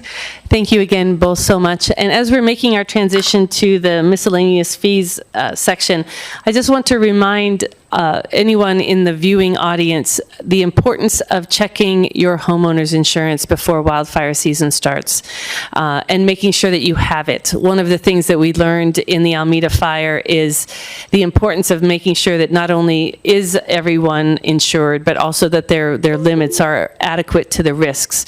And also a reminder that flood insurance is not a standard part of your homeowner's insurance, and it's available through the National Flood Insurance Program. So both of these things are really important for people to look at ahead of the disaster so that the community can recover as quickly as possible. And it's unfortunately something that is easy to forget to check in on. So just a reminder before we get to fire season. And now we have our next topic, which is miscellaneous fees. Good to see you, Marianne. Good evening, Mayor and councilors. Marianne Berry, Finance Director. This evening, we are reviewing the miscellaneous fee proposals submitted by various city departments and the potential adoption for those proposals for the fiscal year 2025 miscellaneous fee book. As a review, the city charges fees to cover the cost associated with the variety of services provided to the public. More complicated and specific rates and charges, for example, utilities or system development charges, are brought to council separately for review and action. By adopting these miscellaneous fees today does not limit council's ability to create or adjust fees throughout the year. Fee proposals were submitted by Ashland Fiber Network, Parks and Recreation, City Recorder, Community Development, Ashland Fire and Rescue, and Public Works. While the primary changes were CPI related, some departments made additional charges per their operational needs to recover costs. These are staff proposed adjustments, and we recommend the approval of these charges. If you have any specific questions for the department, I would defer to them on that. And at that, I will. Councillor Bloom. Thank you, Mayor. Hi, Marianne. Thank you. Hello, yes. The Middle Housing Land Division, could you elaborate on that? I see Brandon walking in. I'm just curious. This is the first I'm hearing about that. So if you could enlighten us on what that is, and then also why there's a fee for that. Thank you. So in the last legislative session, the state passed a middle housing land division process by which a lot with 2 units on it can divide those units in half and put one on each lot, regardless of minimum lot size, regardless of other standards that would normally apply for a land partition. So we've had one application currently for a middle housing land division that has been processed and approved, but we had, because the state legislation passed, did not have explicitly in our code what fee process it would go through. So we utilized the same fee process for a land division, even though it is a middle housing land division. Mm-hmm. So that's why the dollar number is what it is. It exactly aligns with were you to partition a larger lot into 2 lots. So this middle housing land division is the same for if you partition a small lot into 2 lots that have a building on each unit, or building on each lot. Wouldn't it make sense to have a lower fee for a smaller lot? Well, the requirement for review of the survey is the same regardless of the size of the lot. We're still sending out notification to the neighborhood, providing them time to look at the application. It is somewhat expedited in that the criteria for approval are a little simpler, but nonetheless, we still, at a staff level, have to review the application in full, review the survey, sign off on the survey, and work with the applicant for recording of it.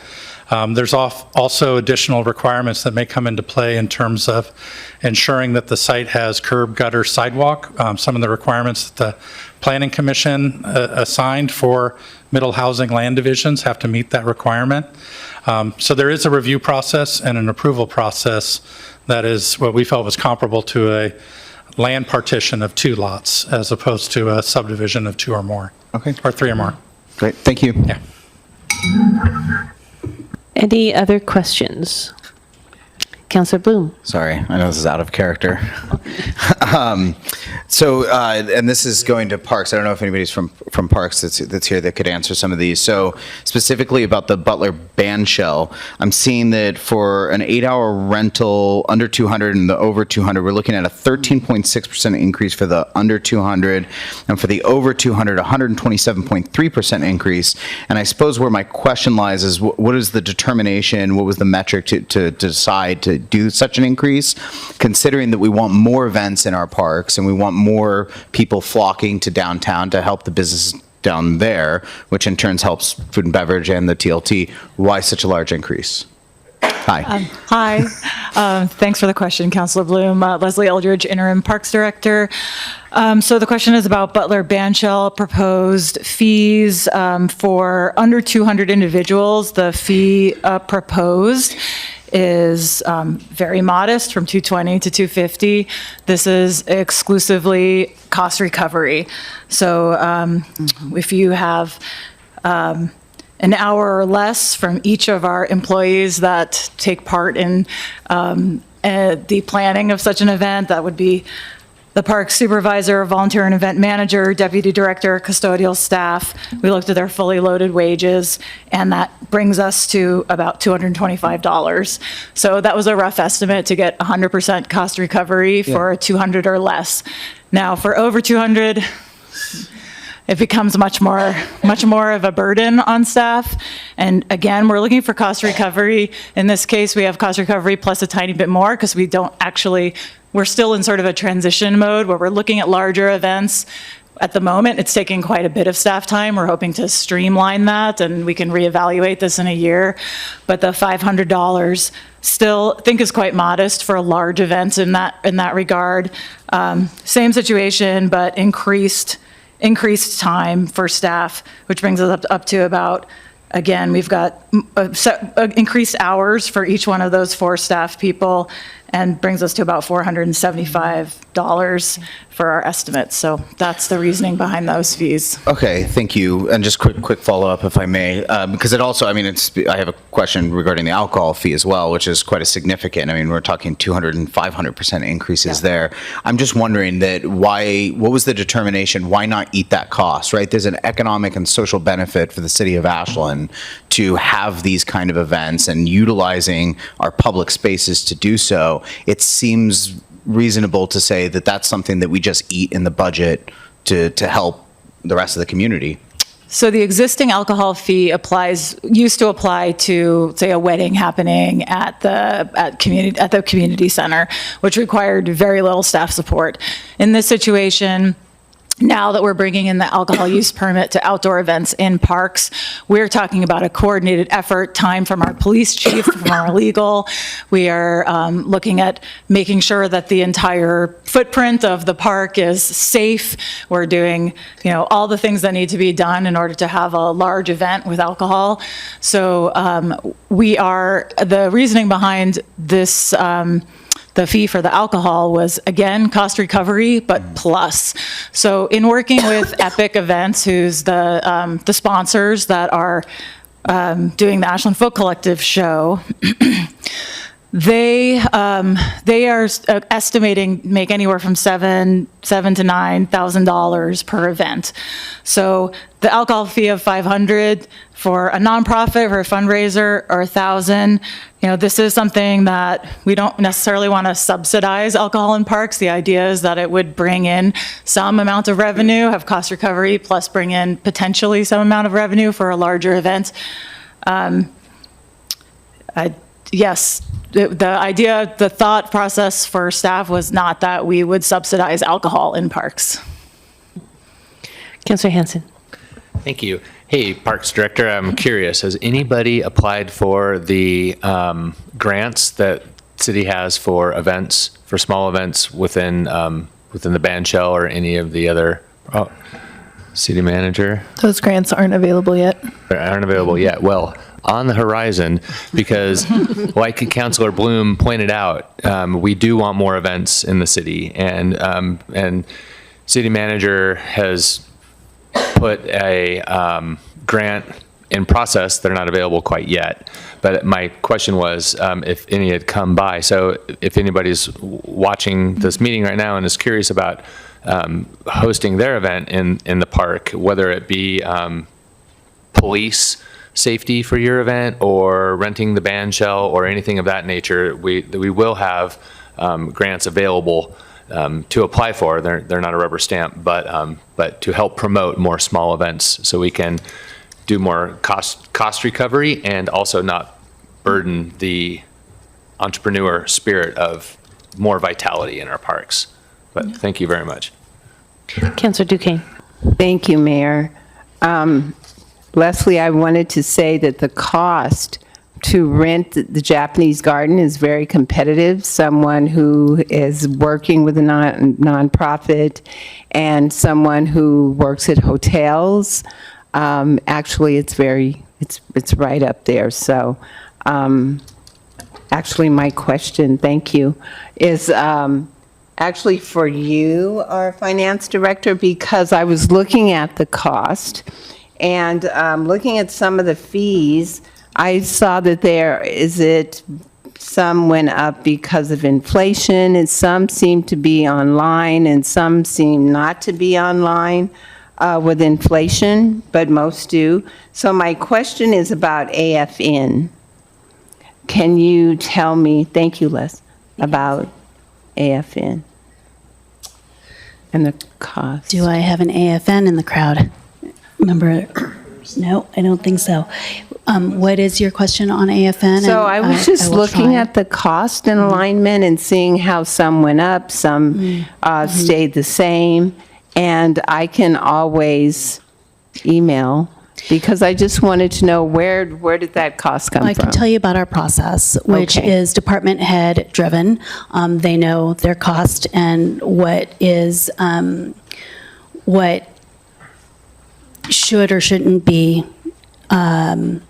adjusted, and so I think it was Chad Sabatka who submitted that proposal, and we can follow up with Chad to find out, what the methodology was for AFN, but it is a 2 to 3 month process that each department head and their staff look at to submit their proposal. I'd appreciate that. Thank you, Mayor. Yep. Councillor Dale. Thank you, Mayor. Thank you, Mary Ann. I appreciate this. My question, actually, before I get to my question, I just want to thank everybody for all of the work that went into this. And it is, as you scroll through it, and there's some things that were brought up before, but it's important to note, and I appreciate the work that went in by staff, that well over half of these fees remained at 0%, and most of them, and the overwhelming majority of the remainder of them were just your standard CPI inflation. So my question is as you scroll through these, and sometimes you'll see, if you look at the percentage column, you might see a sticker shock, like a 40% increase, and then you look to the left and you see that that's actually just a rise from $5 to $7 for the 9-hole junior at the golf course. So it's important that all of this is taken in historical context too. So I should have asked this last night at the preview of the unveiling of the very cool website. But is there going to be a place on our new website where we are able to post all of, we'll just call it the last 5 or 10 years of, because I understand these are in the minutes. I understand that they're in all of the council packets, but it would be nice for kind of a one-stop place for people can see the historical trends over several years to see what we have and haven't done and the work we've tried to keep these. Thank you for that question. Yeah. It already is on the website from the perspective of links to previous historical miscellaneous fee documents. It's kind of embedded and it's not as user-friendly or intuitive. I believe it will be on the new website. I will also say an effort was made in this particular document to automate it such that going forward, we should be able to see a historical trend. So, and my hat goes off to Dana Mason. She is our audit budget lead who actually put this together. I asked her to come and present this with me. She could not this evening, but she has put in a lot of work to go ahead and do that so that we would be able to see historical changes going forward. Thank you. You bet. Any remaining questions? Okay, the floor is open for a motion.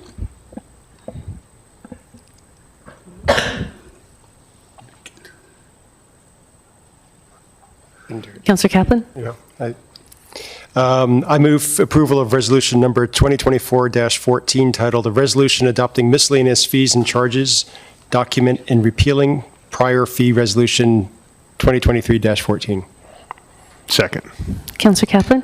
Thank you very much for this annual exercise, going through and doing it with a lot of seriousness and reviewing all the fees, and happy to support this. Councillor Dale? Thank you. I appreciate it, Marion. Councillor Bloom? Yeah, I'm going to be voting no on this for the previous issues mentioned. I think that we're missing out on an opportunity to invest in more events, more tourism, and more economic activity. And I think that some of these prices, particularly or rate increases as they relate to parks, are a bit too much. So I will be voting no. Any further discussion? Roll call, please, Alyssa. Kaplan, Yes. Duquesne, Yes. Hanson, Yes. Bloom, No. Dale. Yes. Okay. We are going to take a 7-minute recess. Councilors, please be back in your seats at 8 o'clock by that clock. Thank you. I've got it pulled up when they come in. It's on your computer. We're going to sit down.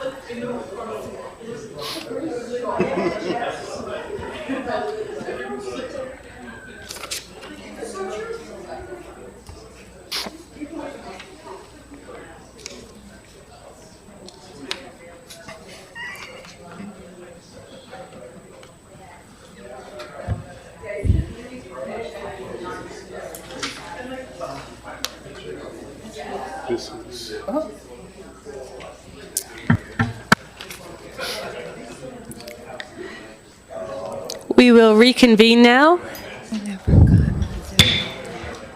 We will reconvene now with the third quarter financial update. Hello again, Mary Ann Berry, Finance Director. We are reviewing the third quarter fiscal year 2024 financial update. This is the 9 months ending March 31st, 2024. Your council packet included March's statement of resources, requirements, and changes in fund balance, as well as the ending fund balances and cash and investment balances for each fund. I will highlight items of interest and also provide you a short update of the finance department.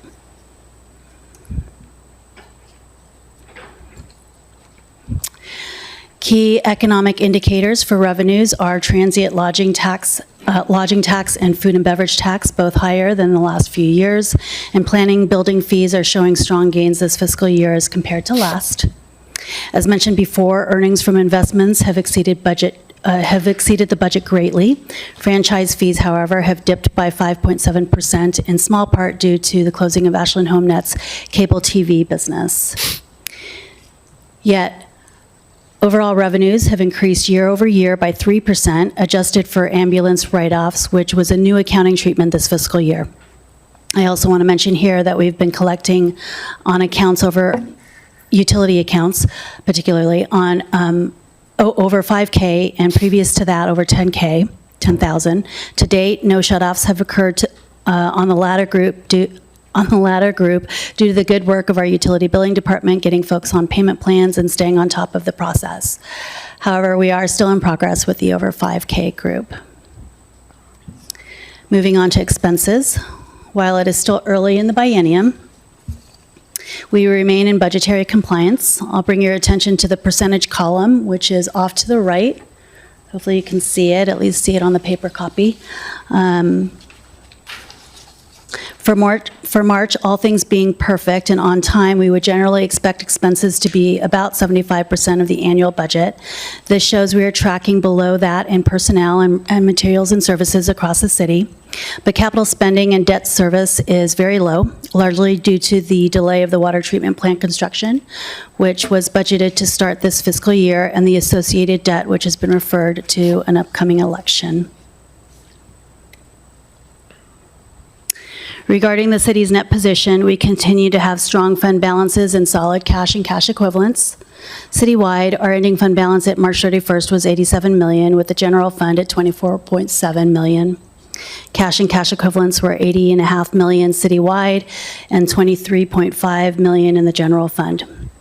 There was an earlier inquiry within council regarding our portfolio investment strategy, which I can speak to here.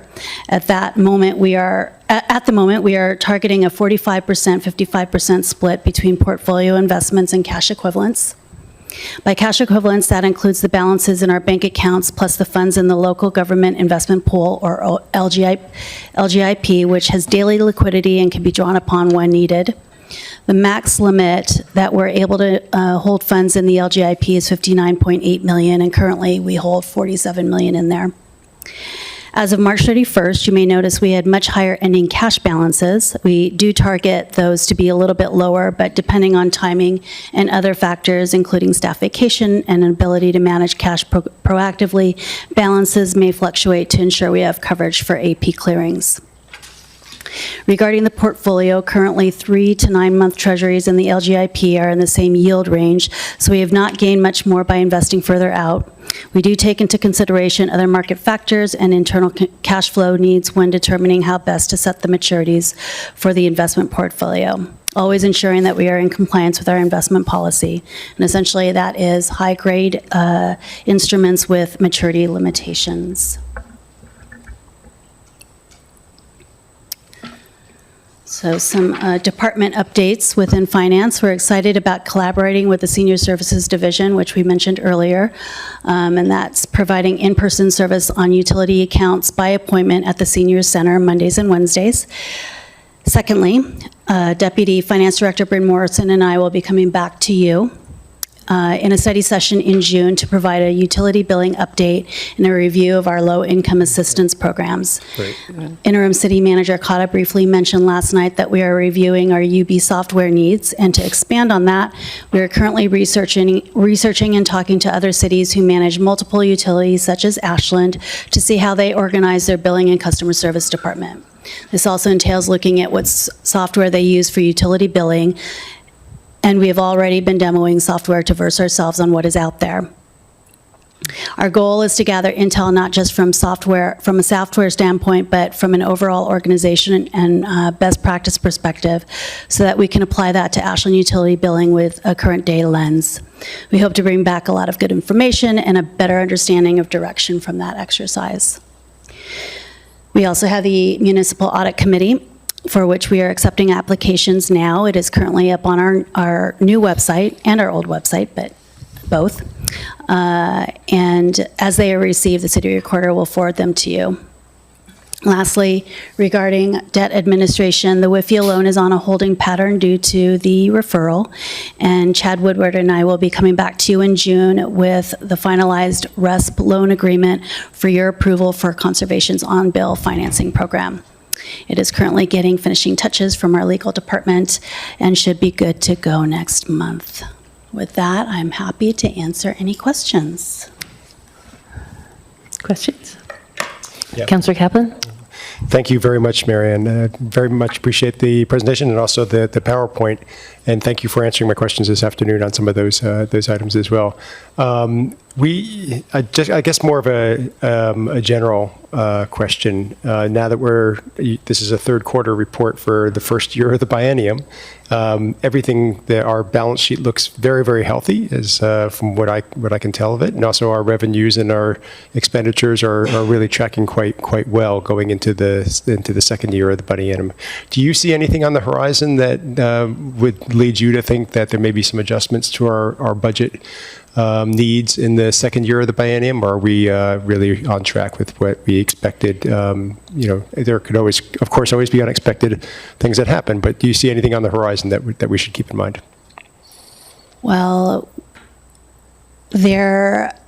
generally speaking, I feel like we're on track with our expenditures. We're adjusting and readjusting as needed when we're reviewing our budget. I think we will have to do a wait and see when the paid leave organ starts to roll out. There will be opportunities in other I shouldn't say opportunities, but there will be areas within the city that will take a look at where that might be more impactful than others in terms of what those costs are going to look like for the city, but nothing to be concerned of, just something that we'll continue to look at from the personnel costs perspective. Okay, great. And I'm very excited to hear what you find with your billing software and system. We are too. It's long overdue and really will help us do a lot more. Thank you. Okay. Additional questions? Well, Marianne, I want to say thank you for the presentation, and I know that we've been asking for quite some time to have more of an ability to see a snapshot. And I see in this presentation some interesting new comparisons that make it visually very easy to tell how are we doing in comparison to the years before. So I just wanted to say to you and your team, thank you for helping with this. I know it helps us, but it also helps the public to know how do we compare where we're at this year with previous years, and also what are the big takeaways? What are the things we should be paying attention to now in terms of where we're at in the fiscal year? So thank you for working on that and for bringing forward some interesting new visuals to help us communicate our financial position. If there are no further questions, there's no action item needed for this evening. We're just receiving the report. So thank you so much, and please thank your team. Yes, Councillor Hanson. I think this is very helpful. I think it's also a reflection of our local economy too. It's a mirror when we see TLTs and food and beverage up, planning and building fees up. These are good indicators. These are good signs. Yep. Very good. Yes, thank you. Great, thank you. Thank you. And now we move on to the climate natural gas ordinance options and discussion.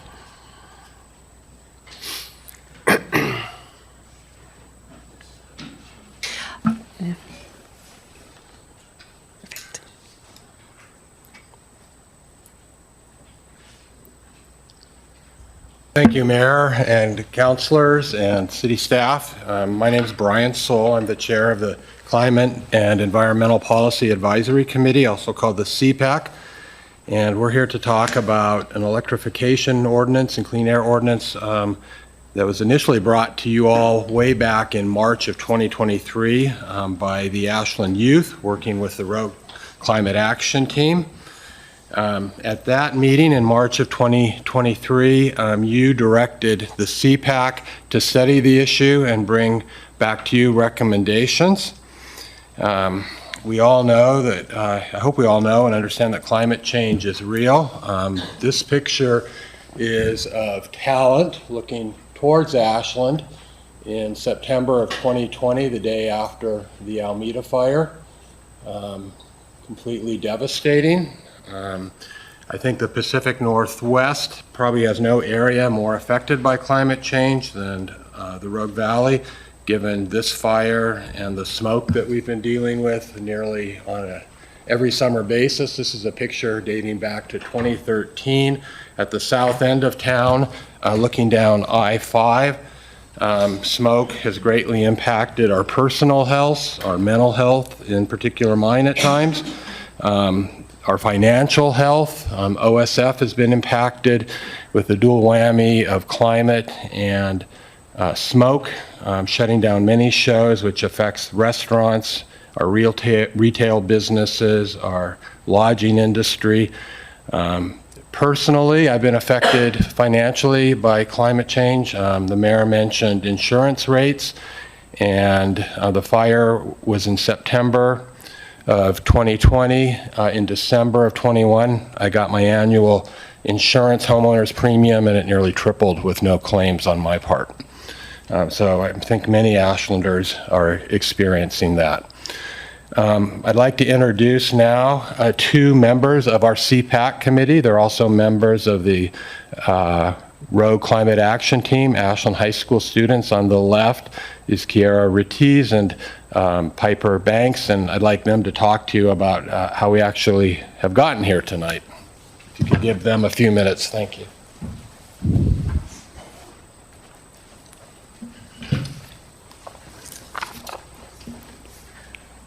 Awesome, thank you so much, Brian. So we just wanted to give you a little insight on how this campaign kind of came to be.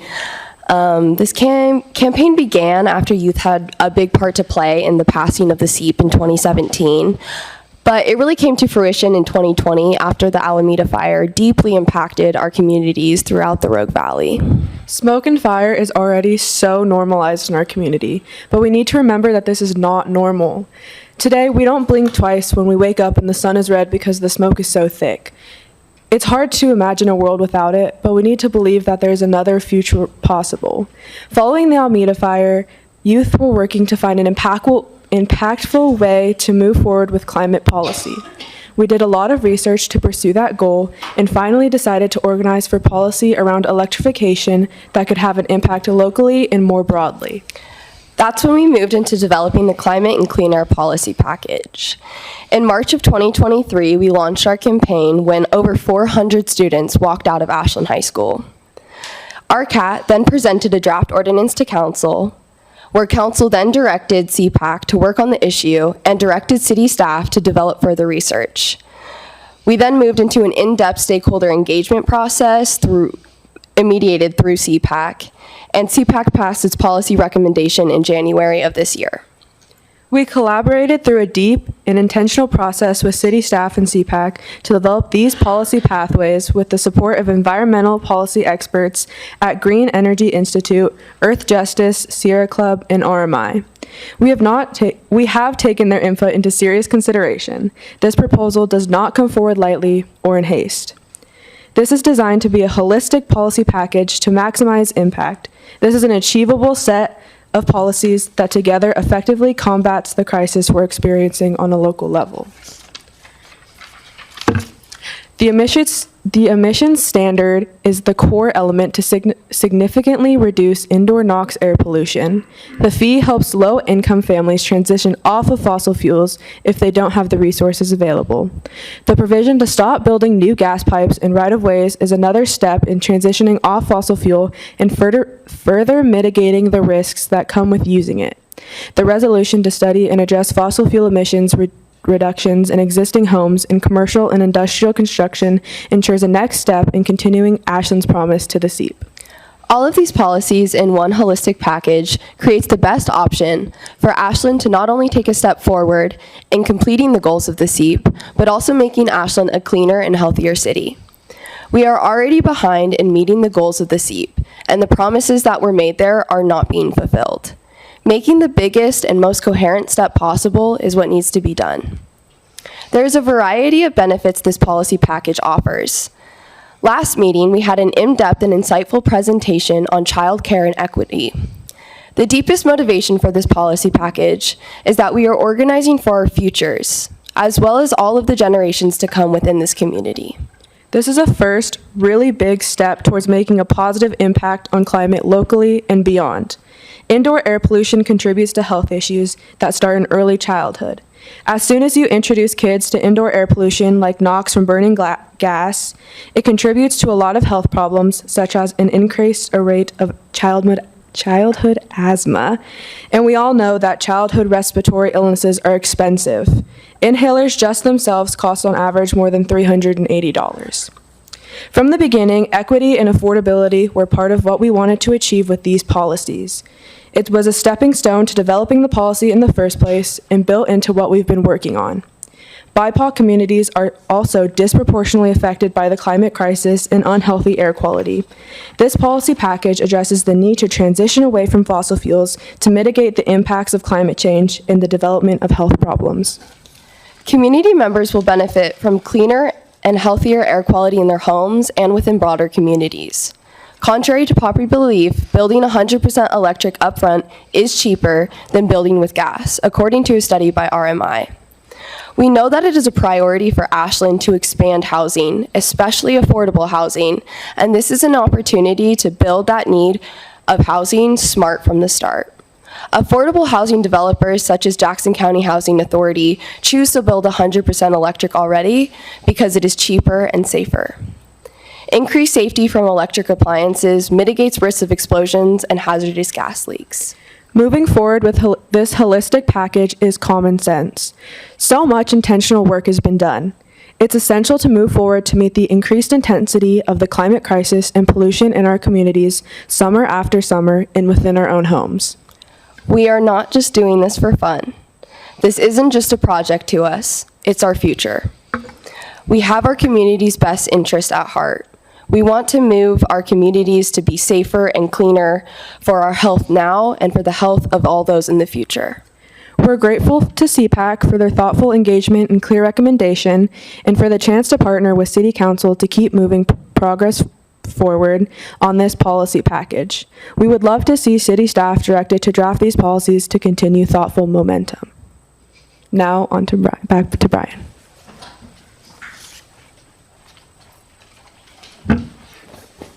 Thank you, Kiera and Piper.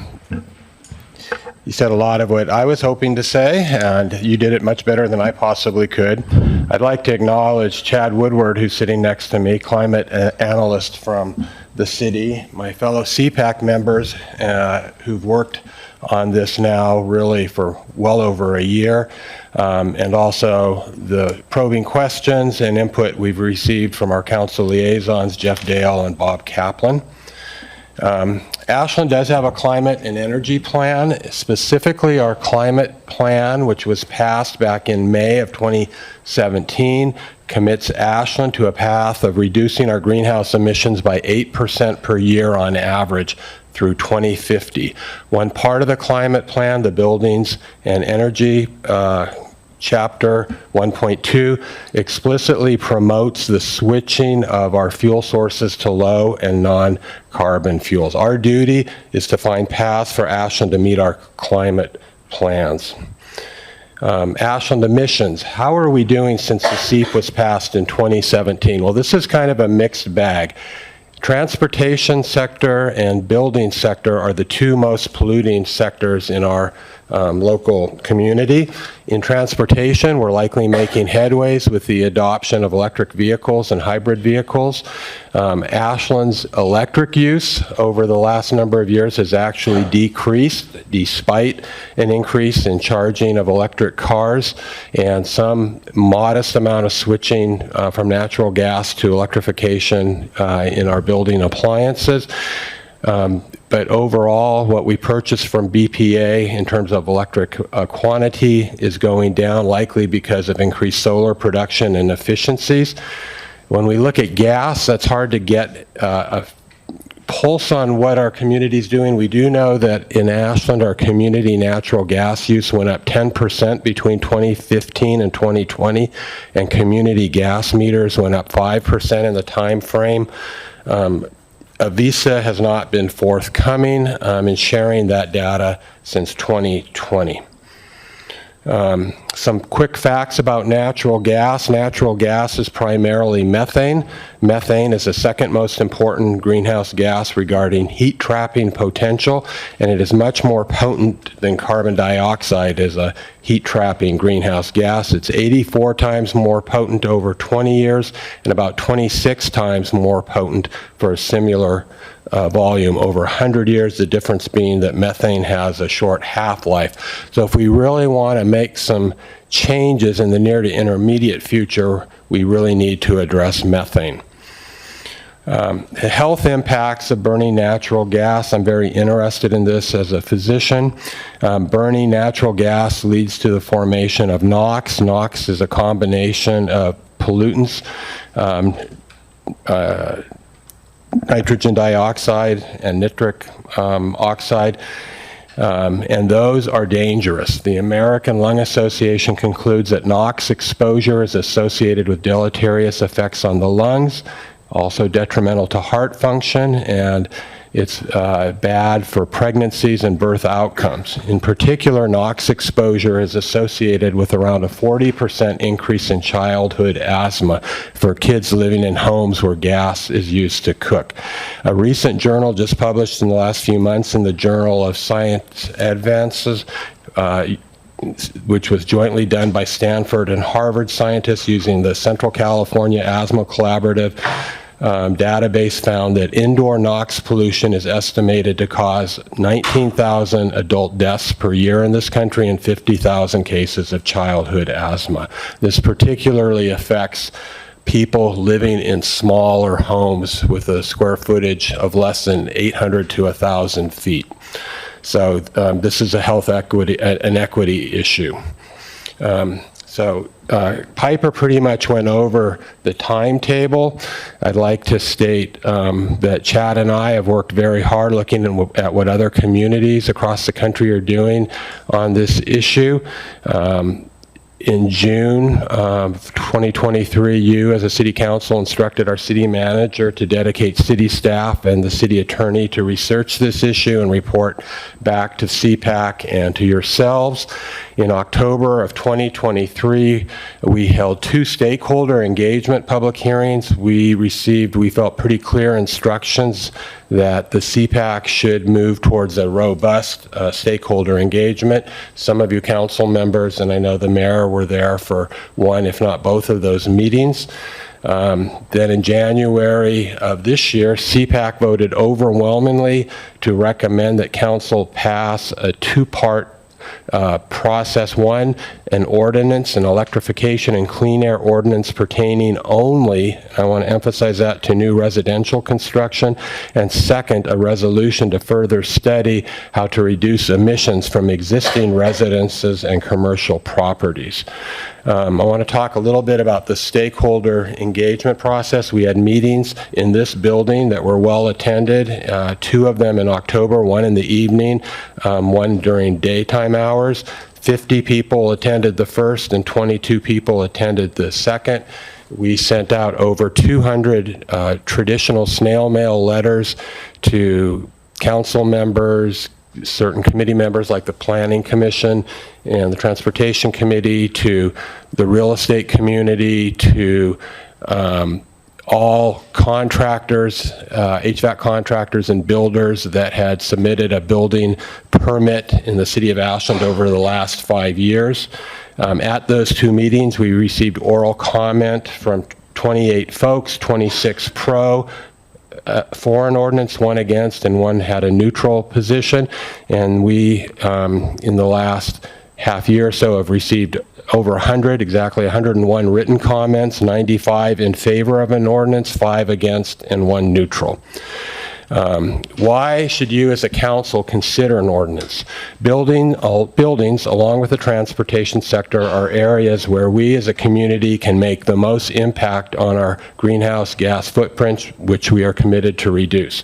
We can reduce household greenhouse gas emissions without major lifestyle changes and without imposing an undue financial burden on our community. For new houses, new residents, which is what this ordinance is about, it will be significantly cheaper to electrify now as opposed to a retrofit down the road when perhaps climate change is much worse and mandates come down from the government. I really want to focus now on cost considerations. Some of you counselors have talked about low-income issues and social equity issues on other matters before you tonight.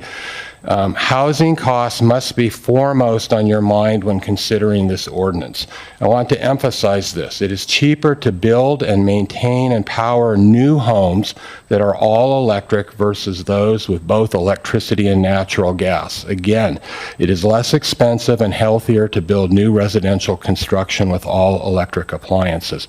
The Rocky Mountain Institute has recently released a paper that was a study of 9 USA markets, including Eugene, and they found that all electric new home costs were less to build and maintain than mixed electric and gas new homes in all 9 markets. They had less upfront construction costs, and those costs for construction and appliances were from 2022 and not even including the infrastructure bills and the Inflation Reduction Act financing with regards to tax credits and incentives and bonuses back to consumers for buying electric appliances.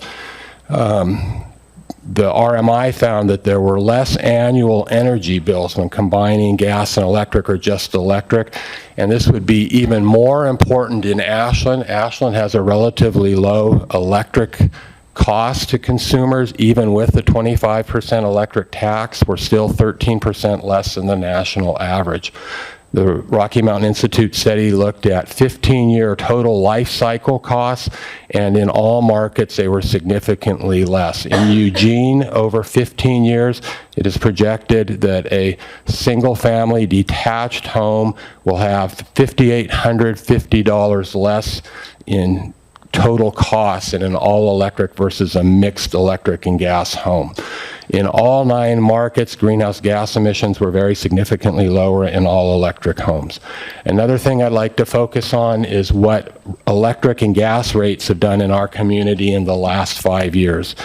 Last night I went to Avista's webpage and looked at their Oregon gas prices, and historically, the natural gas rates that Avista charges us have gone up 42.8% in the 5 years since January 1st, 29.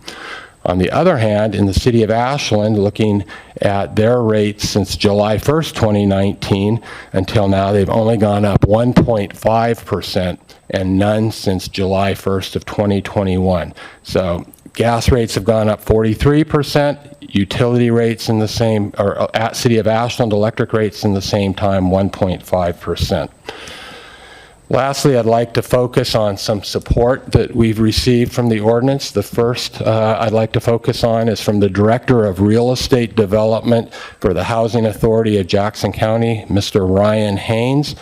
Since 2019, the Housing Authority of Jackson County has built or is in the process of building 600 homes in our community. All of those homes have been all electric.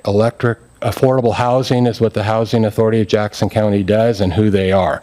They utilize all electric construction, and they have realized reduced construction costs and reduce ongoing repair costs, and they have found that their residents who live in all electric apartment buildings can anticipate competitive, if not reduced, utility bills over time.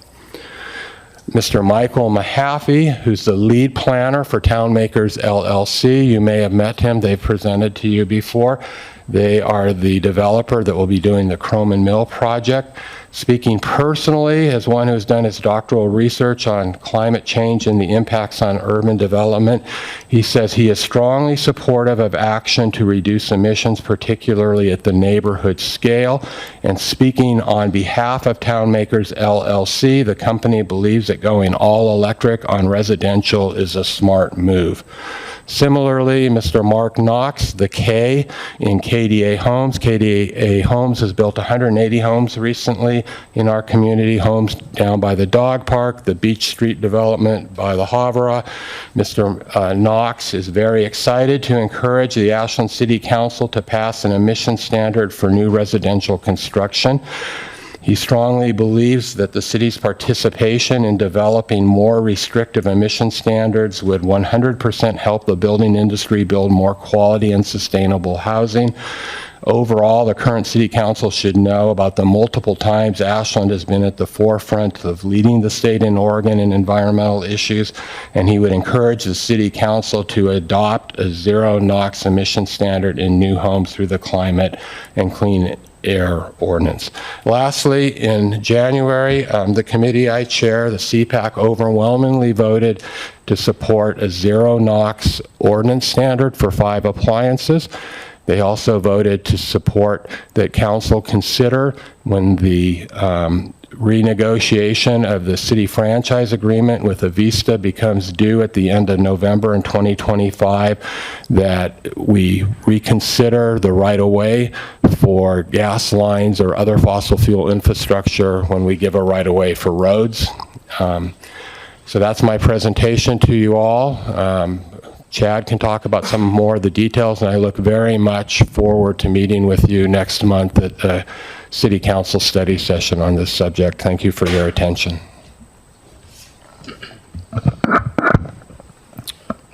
Good evening, councilors and mayor. Thanks for having me. I do apologize for providing you with a lot of reading material over the weekend in addition to those building codes. I think hopefully my material is a little bit more entertaining and less dense, which is sort of a surprise. Brian covered a lot of great information, as did Piper and Kara, so I'm going to go over a couple of things, and I'll go over them pretty quickly so that we can get to the questions. Everyone's seen what our goals are. We know we're supposed to be reducing 8% a year every year moving forward. We know, I bet most people here have seen that left pie chart that's in our climate and environment action plan, representing the breakdown of our emissions. If you think about that circle, though, it's really the only the right orange and red side of the circle that we can do a lot of change locally on. So that's about half of it. If you double it, that's what the chart to the right is. It's 13% on the left chart for residential energy. Our total emissions in our greenhouse gas inventory was 300,000 metric tons. That 13% represents 39,000 metric tons. But if you think of it in terms of what can we affect change on, it's probably closer to half of that 300,000 metric tons. It's really hard to switch people's residential goods buying habits. It's harder to work on food and waste. We are looking at those, but the areas that the city has historically focused on with our incentives and plans has been that right side of the circle. So that's more like 100% of our pie in some ways. This slide here is just a quick one. We do have some solutions out there, And the technology is amazing. Heat pumps are really good, especially when coupled with renewable energy. The chart to the left is an Oregon-wide graph with the green showing cost and the black portion showing carbon emissions.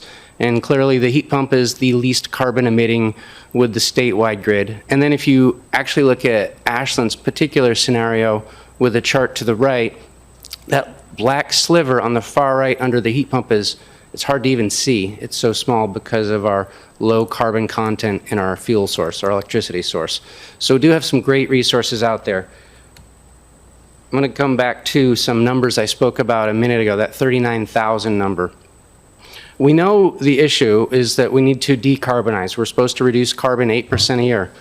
We know that natural gas and other fossil fuels produce carbon, whether that is in our transportation and our buildings. But here, what we're specifically speaking about is the residential housing. Let's look at that orange baseline number of 39,000.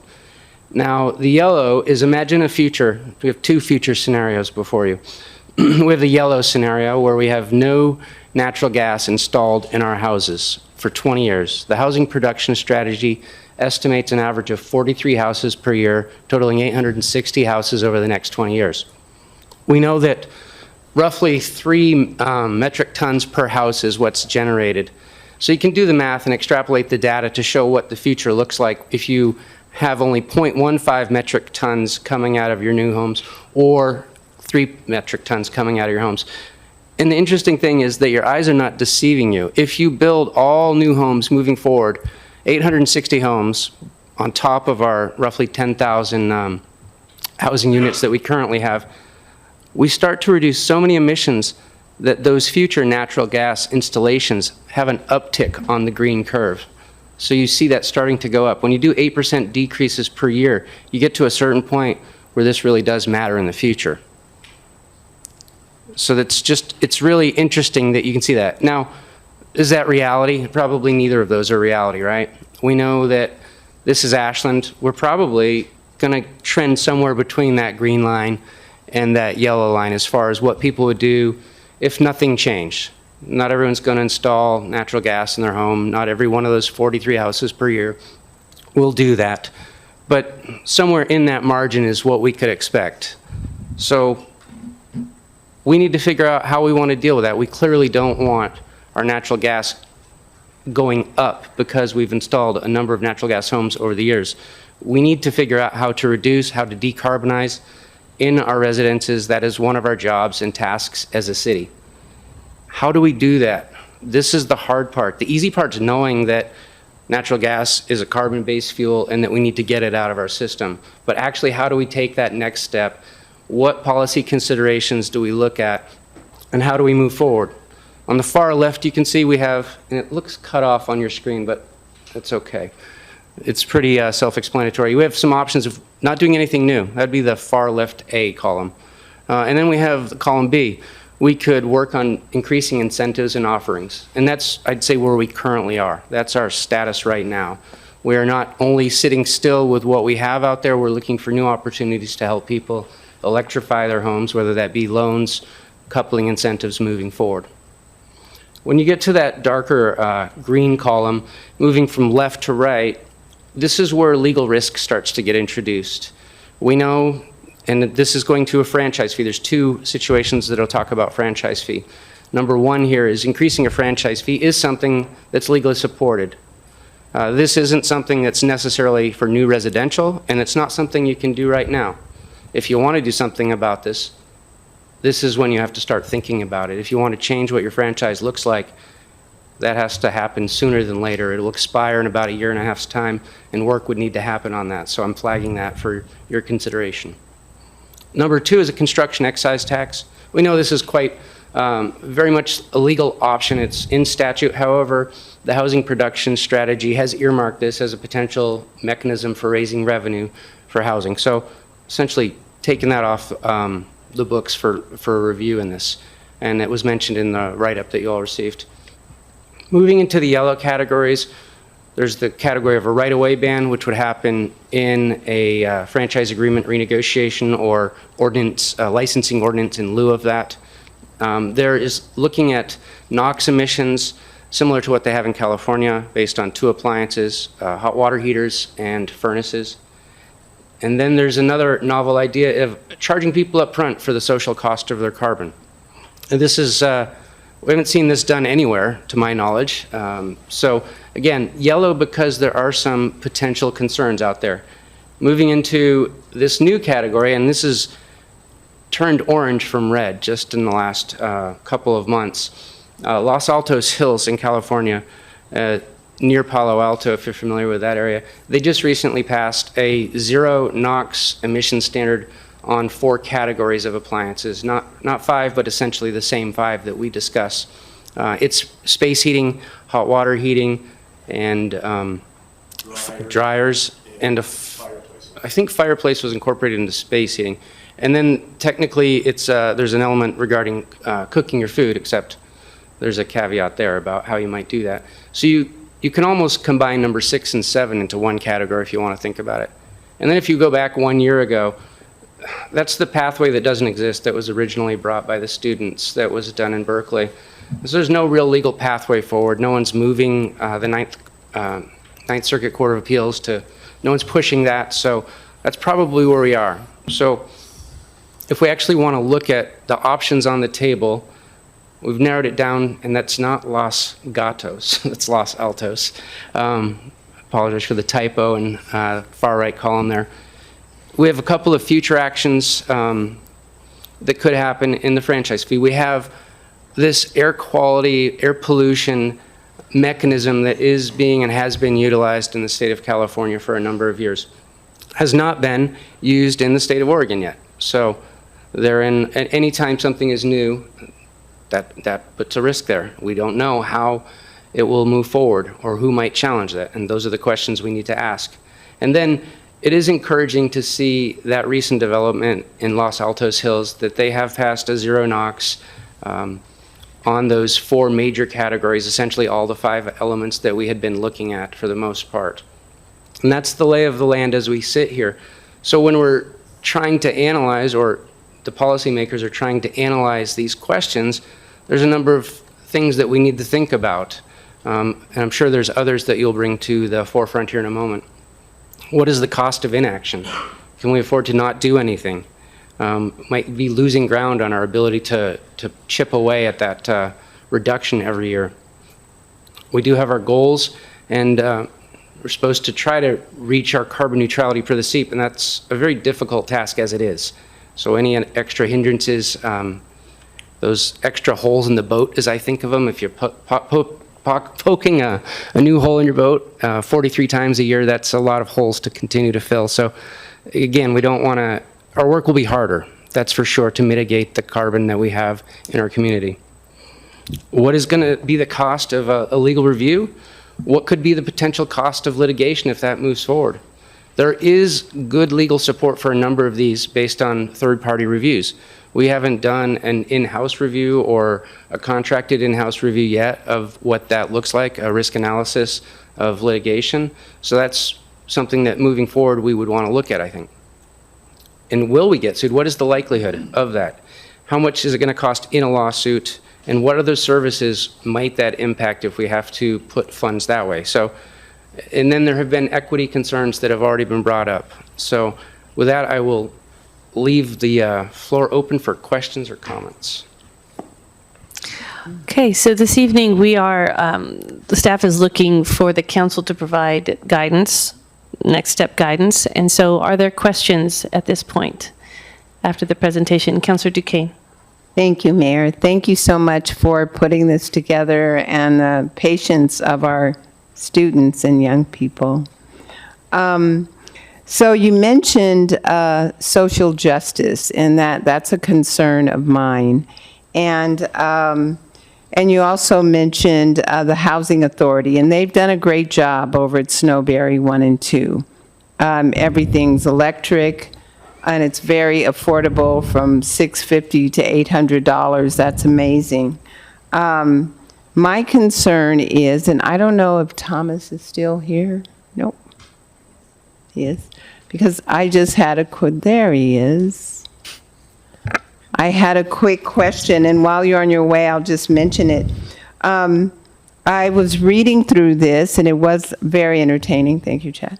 I was reading through this, and I realized, I know that this that we're talking about tonight is for new housing. And looking as we move towards new housing, is our grid, how are we electrically, PBA? And tell me about our electrical grid and as we build and move forward. From just a grid capacity standpoint, Yes. we're fine. You know, of course, if we have to upgrade lines, we do. Happens regularly. The other piece to that is BPA. You know, when we buy more from BPA, we do have a potential to get into a higher tier.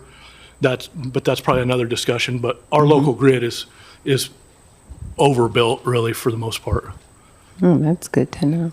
And as we look forward to new buildings, new appliances, things like that, we look good. Yeah, right now we're running on average around 50% capacity. I mean, and we're planning on adding capacity to that just for future. That's kind of our plans with our Mountain Avenue substation expansion and that kind of stuff. Thank you. Thank you. I appreciate that. And while everybody is not the housing authority, I'm hoping we can incentivize new builders to build more affordable housing. So, but thank you. Councillor Kaplan. Tom, before you go, I just want to make sure I heard you correctly, because I think it's an important point, and I hear this a lot about the capacity of the electricity grid. I think you said that we're at about 50% of... on average, like when I walk in and look at our SCADA board, we're usually, you know, on all circuits about 50%. We've got it really well balanced, actually. Right. And then I heard Brian say that, and I remember you showing some graphs a few months ago of how our electric consumption has gone down over the last several years, partially our purchase from BPA. And largely that's because of greater efficiency of appliances and then also our local solar production. Yeah, and our investments in conservation. And our investments, right. We've made some pretty significant investments there. So that suggests that we've got a significant amount of headroom to continue to electrify. Yeah, we do. I mean, as far as system capacity, yes. Okay, thanks. Just wanted to catch you before you step out. Councillor Dale. Thank you, Mayor. Thank you both. I appreciate this. I mean, being part of CPAC, we've been hammering away at this for a long time, and I appreciate all the work. A couple things just to start. So one of the things that is said quite a bit, though, Chad, and I'll start with you with this one, is we hear a lot of the, you know, we're not meeting our climate goals of 8%. So, but that's kind of an open statement. Can you speak specifically to how much we're missing by? That would be kind of question number one. And where the trends might be for the incentives for what we're actually doing. You had shown a chart if we had actually done this, but what does it look like for what we're already doing? I mean, how far off are we? That's a great question. There's a couple of complicating factors to that. One, I would say we don't have a clear picture right now. It's been a number of years since we have had a climate update on how our progress is going, and that is in the forefront of my mind moving forward. And then the other complicating factor is that besides not being analyzed, the lack of data makes it difficult. We don't, since 2020, we haven't been provided with natural gas data to understand the number of meters or the number of therms that have been brought into the city. So that's a really large factor as to what our natural gas footprint looks like. The other data, traffic data, can be extrapolated. Electric data is at our disposal, and we do see a downward trend. So that's something, I think that data is essential moving forward for council and whomever works on this, thinking about that next franchise agreement or licensing ordinance to require that information be provided to the city so that it is able to track its climate progress. Thanks. And can you speak to the trends too of our incentives? How do those look? I think I don't have a year-over-year trend. Our data hasn't been collected well. I've been trying to look at the data in the last couple of years. So moving forward, I do want to see, and we have, of course, COVID made things a little different. We had supply chain issues and people not doing stuff. So I think we're going to see an odd bump in there, but I would like to show the data moving from when we implemented the SEEP in 2017 and forward, and number of incentives, year over year, how they're increasing. I did state at a recent meeting that it looks like we will do about 70 heat pump fuel switching incentives this year, where people switch from natural gas to electric heat pumps. And being able to track that data year over year hasn't been centralized, but it is on my radar. Perfect. Thank you. Councillor Bloom. Thank you. It was a lot, but it was very informative and interesting. I would have loved to send you a lot of questions earlier, but it's hard when you have 3 days to go through 200-something pages. I've got a lot of questions about the whole suite of options here. Speaking specifically to the carbon charge and the increased fees for Vista, how will the city ensure that low-income residents are not disproportionately affected by the carbon charge? And are there any proposed subsidy rebate programs? And also, what measures can be put in place to support small businesses that may struggle with the increased fees for natural gas? Yeah, let's address increase in franchise fees and carbon charges separately. A carbon charge as presented in the materials was for only new residential construction, and it would be charged if the builder, developer, homeowner wanted natural gas and elected to do that, and therefore they're paying ahead on the carbon impact they would be doing in the future. So one option is they could go the more cost-effective route and electrify their home. Or if they choose and they really want to go natural gas in their home, they are just helping to pay for the work that will later have to be done to mitigate it. Regarding a franchise fee, our budget for this biennium is 5% from our Vista franchise fee, brings in $276,000 in our budget. For this year, $284,000 or $86,000, so roughly about $280,000 from our franchise fees coming to the city. If you doubled it to what Gresham did to 10%, that would be presumably another $280,000 coming into the city, hopefully diminishing over time as people electrified and decarbonize their homes. It could potentially be earmarked to help people in a low-income situation pay for their bills. It could be put into other incentive programs where we can help to retrofit their home, potentially increase incentives, fuel switch them if need be. And if you had a $200 natural gas bill per month, a 5% change is $10.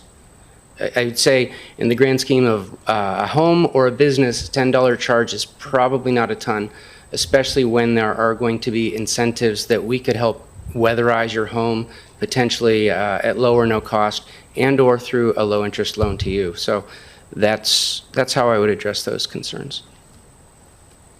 Councillor Dale, can I just address your question a little bit too? Sure.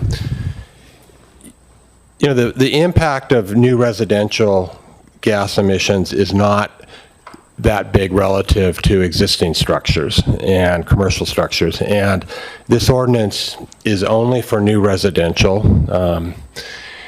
You know, when we look down the road, we're going to have to address what to do about our existing structures. And I think it's going to be the job of CPAC, working with partners like the Ashland Climate Collaborative, with staff, with a new webpage, to get the word out. We're in a kind of unique time where the federal government has made available to the states a large amount of IRA monies and infrastructure monies that we need to let the city know about. I think the first approach with existing structures is going to aggressively use the carrot approach and not the stick approach, but we have to be aggressive about that for it to work. And that's going to be the job of my committee and the partners that we work with and other folks in this city. Thank you. Yeah, Councilor Bloom. Thanks, Mayor. So next, moving on to the enforcing the NOx emissions, specifically on appliances. So what is the specific enforcement mechanism for that? And then also, are we going to be collaborating with other cities? And, you know, California does it statewide, so it's a little bit easier to enforce, whereas, you know, City of Ashland, we can say that you have to require this. Maybe a builder puts it in, but a homeowner can simply just go to Medford and get something that's not in compliance. How do we enforce this? If you're doing a NOx type of emission standard on new construction, the first mechanism would be at permit application. They would need to present materials representing the appliances, whatever they might be, that they would meet that requirement. And then you would have a home inspection, presumably a quick check the box that they have been installed. theoretically, the next day they could go buy something else, a non-conforming appliance, and we would likely have no idea. It would, unless someone told us, like many of our ordinances in the city, we don't know. We only can enforce when they have been, we've been given information to investigate. We don't go out and police it. So it's very much the case. I wonder what the likelihood of someone swapping out their hot water heater in the short term is. I would guess they would wait until it at least broke, or their furnace. So, but in that 10-year window after, let's say the hot water heater goes out, yeah, there's definitely a chance. However, we don't know what the landscape will look like in 10 years either. There is effectively no enforcement mechanism for such a policy. Not after inspection. And I'm not sure that, Councilor Bloom, that it would actually be an issue if we had a right-of-way to new residential. Those homes would not have a gas pipeline going to them. And the landscape has changed with the financing for putting in those pipelines. It used to be that if, say, a new house out by the dog park wanted to put in a gas line, all of us as Avista customers subsidized that house. But last year when Avista tried to raise their rates 21% and consumer groups objected, they came to an agreement where they can't do that anymore. And us as ratepayers for Avista will no longer make those subsidies after 2 years. The individual themselves will have to pay that cost, or their contractor will have to pay that cost and likely pass it on to them. So I don't think that will be an issue. Where this will become, an issue is when we deal with the issue down the road of existing structures and somebody's gas water heater goes out.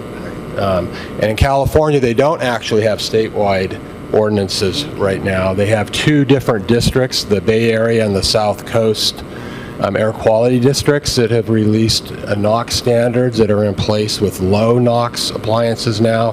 And in 2029 and 2031, we'll go to zero NOx standards for hot water heaters and for home heating appliances, which make up about 90% of the NOx emissions and greenhouse gas emissions in a house.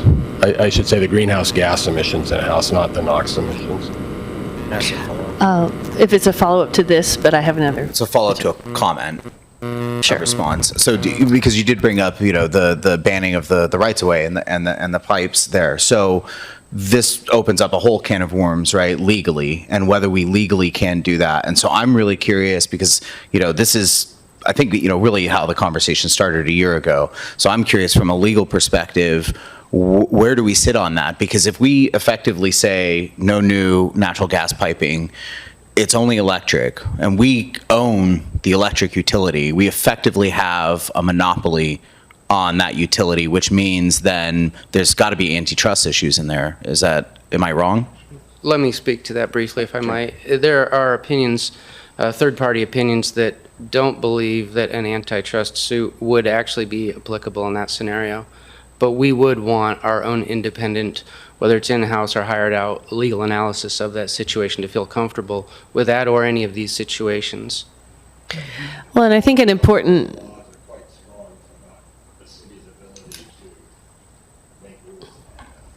Right. And one of the things for us to keep in mind is that we are not putting in place an ordinance tonight. What we would be doing is directing staff to go and do some more research, and that would include the legal aspect of it. Councilor Hanson. Thank you both very much, and thank you, youth, for coming to speak tonight again. Appreciate you all very, very much. And within all these documents, there's a lot of testimony. There's a lot in here, but we're boiling it down to this menu of options here, and I completely support everything in yellow that I'm learning about. I have questions about the legal process and what kind of I think Councilor Bloom had an interesting idea. Are we greater in numbers, or are we better being, leaders in this, going out on our own? I guess we'll find out as staff, gets more direction and gets deeper in this. We can't make methane fuel and distribute it in our community. We can make renewable energy and distribute in our community. And I know that we have a golden opportunity with infrastructure opportunities, monies, grants coming our way. And I know the city is looking into different options there.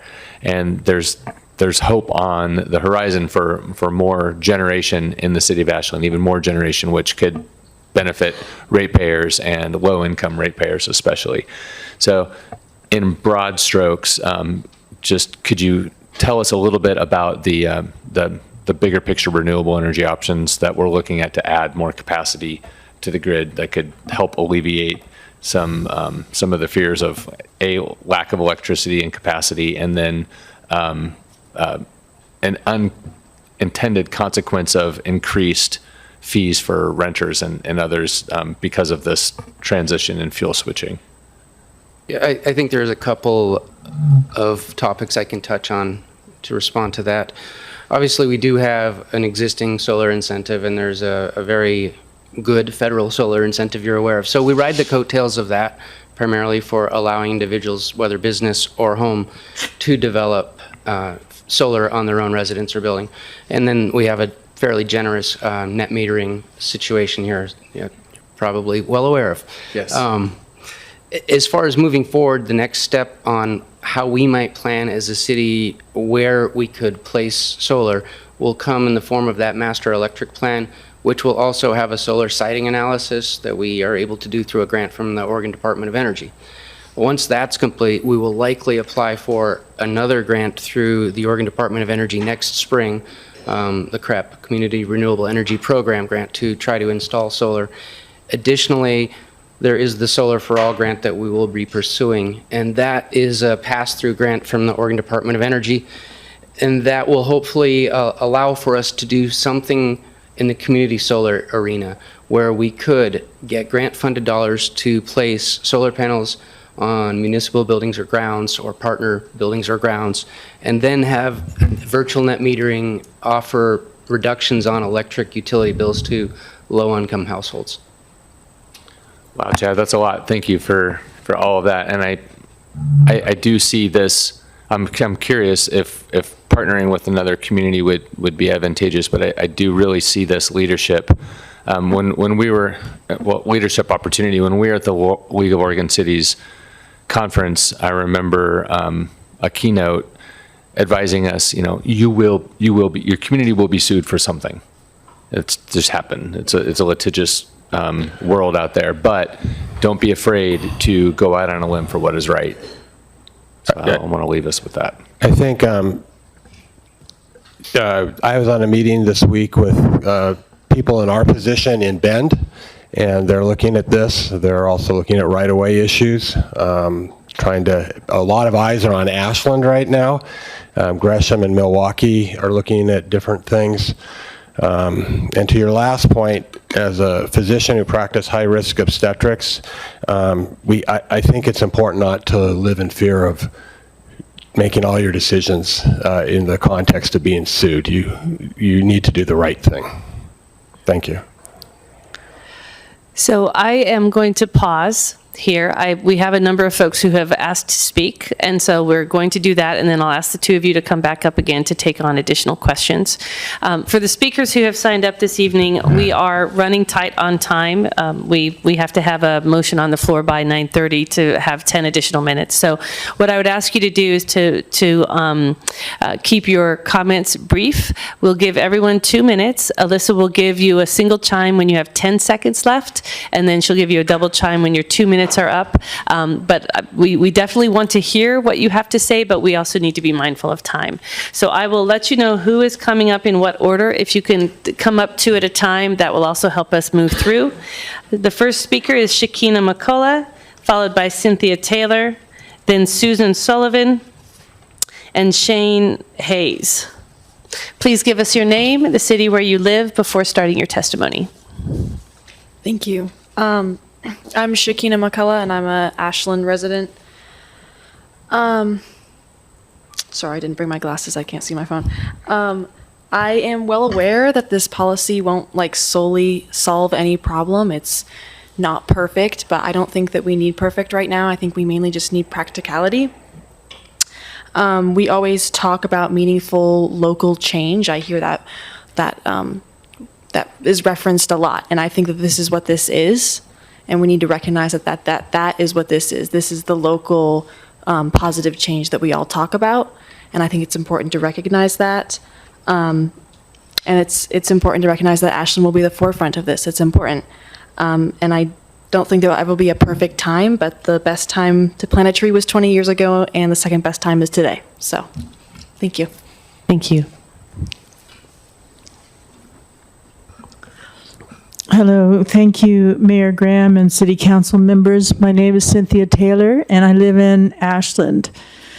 Thank you for the opportunity to speak this evening in support of the youth-led Road Climate Action Team as they seek an ordinance that curbs climate pollution in new construction.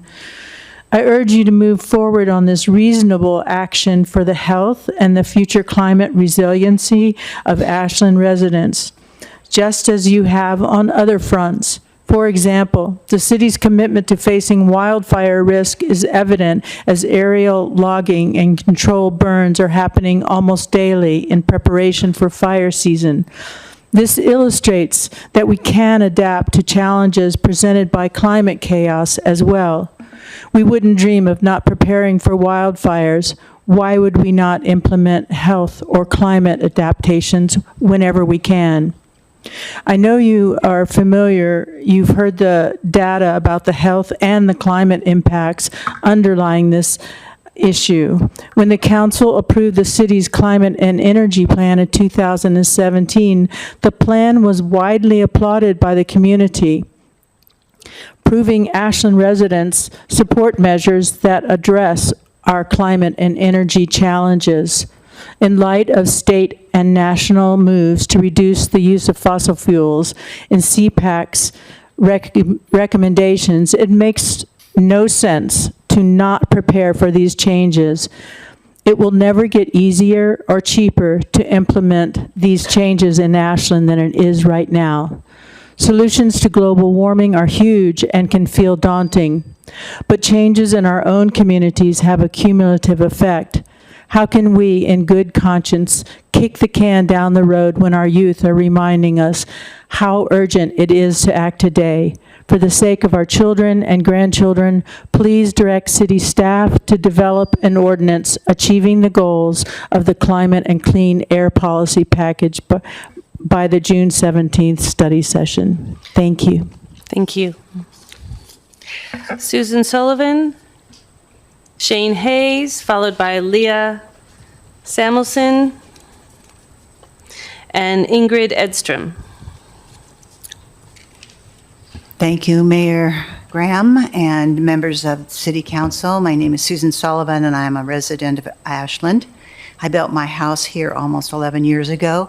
When I first built it, I was unaware of the climate change effects using a gas stove, my gas heating, and a gas fireplace, and making the fossil footprint that I was.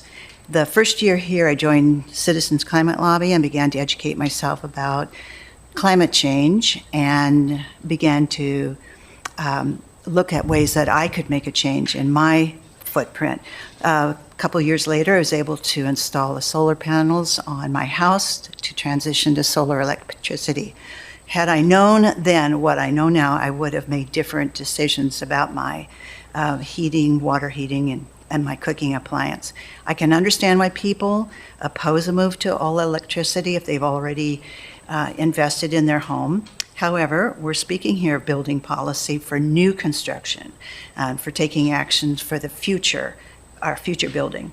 When the City Council took the action to address climate change 7 years ago, I believe that many folks in Ashland felt that proud and hopeful that Ashland was a progressive city that would be taking steps necessary to address climate change.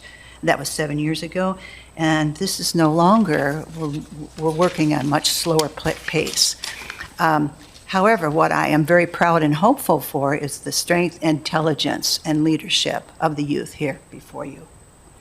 And I think they are the ones that have the most to lose because they are the younger generation. So one thing I've learned in my continuing education about what we can do next to the challenge of climate change is that that we can solve everything if we all work together, and even small steps or big steps. And I think that this is a small step, and it's time that we took it.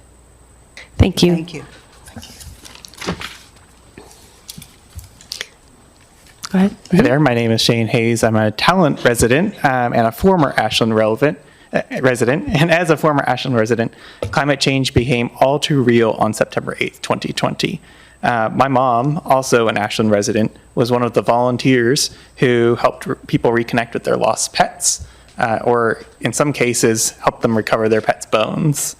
A coworker of mine at the time lost her home in the Almeda fire.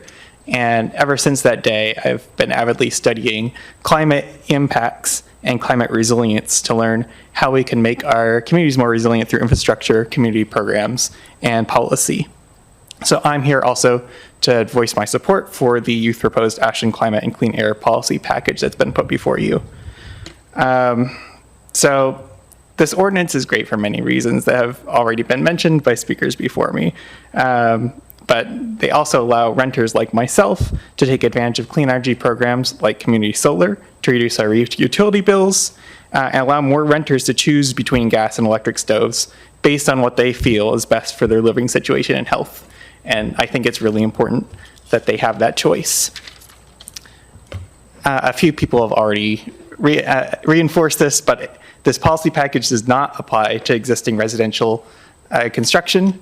A few community members have voiced their concerns at past city council meetings, commenting that they don't want their gas stoves to be at risk of regulation. I understand this concern as the son of a baker, but that's not what this policy package is. And we cannot let misinformation get in the way of urgent and, frankly, renter and taxpayer-friendly policy. Avoiding further build-out of fossil fuel infrastructure will ensure that we aren't increasing our use of fossil fuels in the residential sector while working towards city and state targets in other areas. Otherwise, why build new gas lines when we know that they will lock us into higher mitigation and adaptation costs down the line? So I urge the City Council to direct city staff to draft an ordinance by June 17th. Thank you for your time. Thank you. We have Leah Samuelson, Ingrid Edstrom, and Paul Mozina.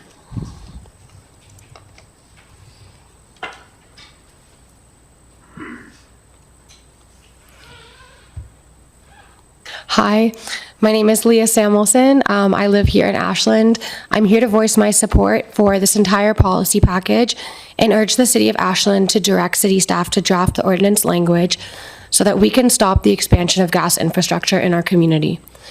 Taking action against climate change is not controversial, and I think many of you ran on platforms of climate action. Making this policy package a reality is truly an opportunity for the City of Ashland to make progress towards its own climate goals, to set an example for the rest of the state, and to show that we are not powerless against fossil fuel companies and rising gas utility rates. I'm here asking you to act quickly, to honor the tireless work that Ashland youth have put in to fight for a safer and cleaner future for our entire community. They've researched, attended meetings, consulted with lawyers and experts, and endlessly advocated for tangible action. This is reflected in the fact that the policy package in front of you now is scientifically sound, it's comprehensive, and it's supportive of environmental justice. It's your turn now to act on this with that same dedication and the urgency that the climate crisis merits. I think it's become clear that the cost of continued inaction far exceeds any risk of taking action. Please don't delay this any further and direct city staff to draft ordinance language for all elements of the climate and clean air policy package for the study session on June 17th. Thank you. Thank you. Mayor Graham and members of the City Council, my name is Ingrid Edstrom, and I'm here to speak in support of the Climate and Clean Air Policy Package. I moved to Ashland in early 2003, and over the last 20 years, I have personally seen how climate change has impacted our community. I am so excited that our City Council is discussing this important topic, and grateful to our councilors and mayor for making this a priority in our meeting today. Rogue Climate and our local youth groups have been working hard for months to get to this point, including fully drafting the ordinance to relieve the effort required by our city leadership and staff. It is a huge milestone to be here today, and I want everyone who's been driving this initiative to give yourselves a huge pat on the back. That said, our work isn't done yet. Many of us have already seen the advertisements from fossil fuel companies spreading misinformation about this issue in hopes of continuing to profit at the expense of the health of our community and our planet. Now is the moment to really band together to ensure that this important ordinance gets passed. Many people are overwhelmed by the enormous scope of the issue of climate change. What can I possibly do to create positive change in the face of this global issue? I'm just me. Well, Margaret Mead said, "Never doubt that a small group of thoughtful, committed citizens can change the world. Indeed, it is the only thing that ever has." Passing this groundbreaking ordinance in Ashland, Oregon is a small step. Talent's recent resolution to pass a similar ordinance is another small step, and together our Southern Oregon communities can inspire more communities all over our state and nation to do the same. All of these communities combined can make a huge difference in our world, and each of us is needed to be the change we want to see in the world. I urge our councilors to pass this ordinance, and I encourage each of our community members to educate yourselves around this important issue and spread the word to your friends and neighbors. It is time to stop delaying the critical climate action that our community, our city, committed to years ago. Thank you. Thank you. Paul Mozina.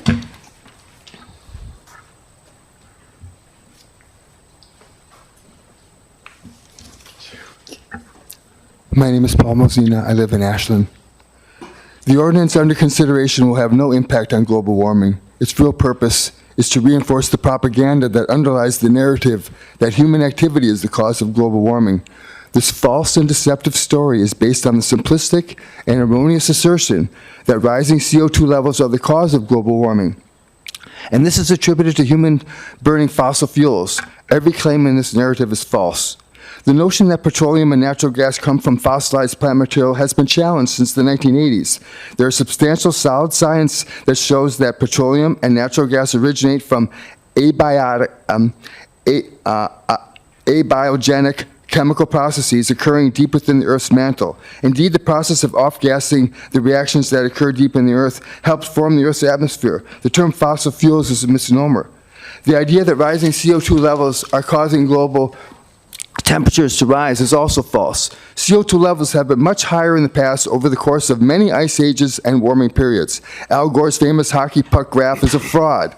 Increasing CO2 is a result of warming temperatures, not the cause. The causes of global climate change are the variations in the relationships between the sun and the earth. The sun generates cosmic rays that directly affect the level of cloud cover, which affects the temperatures. These are incredibly complex processes that defy simplistic explanations. And this is the heart of the matter. There is no proof that human activity that generates CO2 is causing global warming. The inclusion of the social goal of greenhouse gas in the agenda material gives the game away. This shallow and pathetic modeling exercise does not even consider the impact of U.S. military operations, 500 bases worldwide. Its inclusion shows that the real agenda is to target human beings. We are the cause of the problem, and it's our rights and liberties mean nothing when it comes to saving the planet. So I encourage you to reject this ordinance and do nothing. It's ridiculous. Thank you for your time. Thank you. So, councilors, we have received the presentation. If the staff can come back up, and Brian, I would like us to be able to get to a discussion this evening. But if there are any remaining questions that are needed before we move into that space, now's the time. Councilor Bloom. Yeah, for the sake of time, I'll just do one last one. I got to recover from that last bit. Was there any recommendation or discussion about putting this to the voters? I mean, I know I I think that it would be wise to put this to the voters. I'm not necessarily suggesting that maybe you go and petition and go through that whole process. I'm happy to recommend that the council recommends to go to the voters, but I just feel like there's a suite of options here, and philosophically I support them all, but it's one that I have a lot of questions still. Two, there's a lot of legal consideration, and associated with that is a huge cost potential out of that. And I just feel that I would feel a lot more comfortable if the community had a wide discussion on this and had a chance to vote on this, rather than the 6 of us up here. Did you have a question, Councilor? Yeah, did the committee discuss putting this to the ballot? We have not. And I think those of us who've been studying this a lot have seen what happened in Eugene with a lot of misinformation and millions of dollars of fossil fuel money, where they had an ordinance directed for new construction only, and the fossil fuel industry came into that community with a ton of money and advertisement and paid signature gatherers with lines like, they're coming for your furnace and your stove. And so we have not considered that, and frankly, I won't be pursuing that with my committee. Well, I have a high degree of confidence in the people of Ashland. Councilor Duquesne. Thank you, Mayor. I just want to be very clear that this evening we are voting on new buildings only, not the menu of options. So this evening, what we are doing is providing guidance back to staff about which of these elements we would like them to further develop and bring back as part of the ordinance. This part of this process is just about new construction. And so that's what we're tackling first, with the idea being that when you're in a hole, you stop digging. And then after we get through this ordinance process, then the question will be, what is the best way to help with our existing housing stock and the systems that are there, alongside what we already have in terms of incentives. So yes, this is about new construction. And again, the details of any of this would come back again in front of this council. So what we're looking at here are broad brush pathways. And what we're saying to our staff is, we want you to go down whichever of these pathways we want them to go down, and bring us back some recommended language, and then the council will have that opportunity again to deal with these questions. Does that help, Councilor? Yes, thank you. It's because there's a lot here, and there's a big packet, and there's a lot of possibilities. So because we don't have a particular direction identified for us, the question now is, how do we get from where we're at to a set of options? And so, Councilor, I'm interested if anyone has a particular motion that they would like to put on the floor, or we can go around. So, Councilor Kaplan? Yeah, I'm ready to put a motion on the table, also with an eye on the clock to make sure that we, have the opportunity to talk for another few minutes if necessary. I very much appreciate the presentation from the staff and the CPAC and the students. I would move to direct staff to bring us only applied to new residential construction, an ordinance for a NOx emission standard for 2 appliances, following the California Air Resource Board model on furnaces and hot water, as well as a proposal for a carbon charge along the lines that was outlined in the package. I'll second that. Councilor Kaplan? Yeah, I think we need more. We need a fleshed out proposal, and I think there's precedent for this. They're in California. I think the 2 highest polluting pieces of equipment in the residences is the furnace and the hot water heater. I personally would prefer to have a regulation against all 5 major appliances, but I think that being prudent and being pragmatic and applying it to 2 would make some sense. I also think that stepping it into place by starting with I think you proposed a 14 nanograms per joule standard for furnaces and 10 nanograms per joule for hot water heater. I would support that, stepping down to 0 in the near future. I think the carbon charge is a novel and interesting approach. I think we need to dig more into that. We haven't really had a chance here, but I'd rather dig into something that's actually fleshed out rather than something that's a little bit more vague at this point.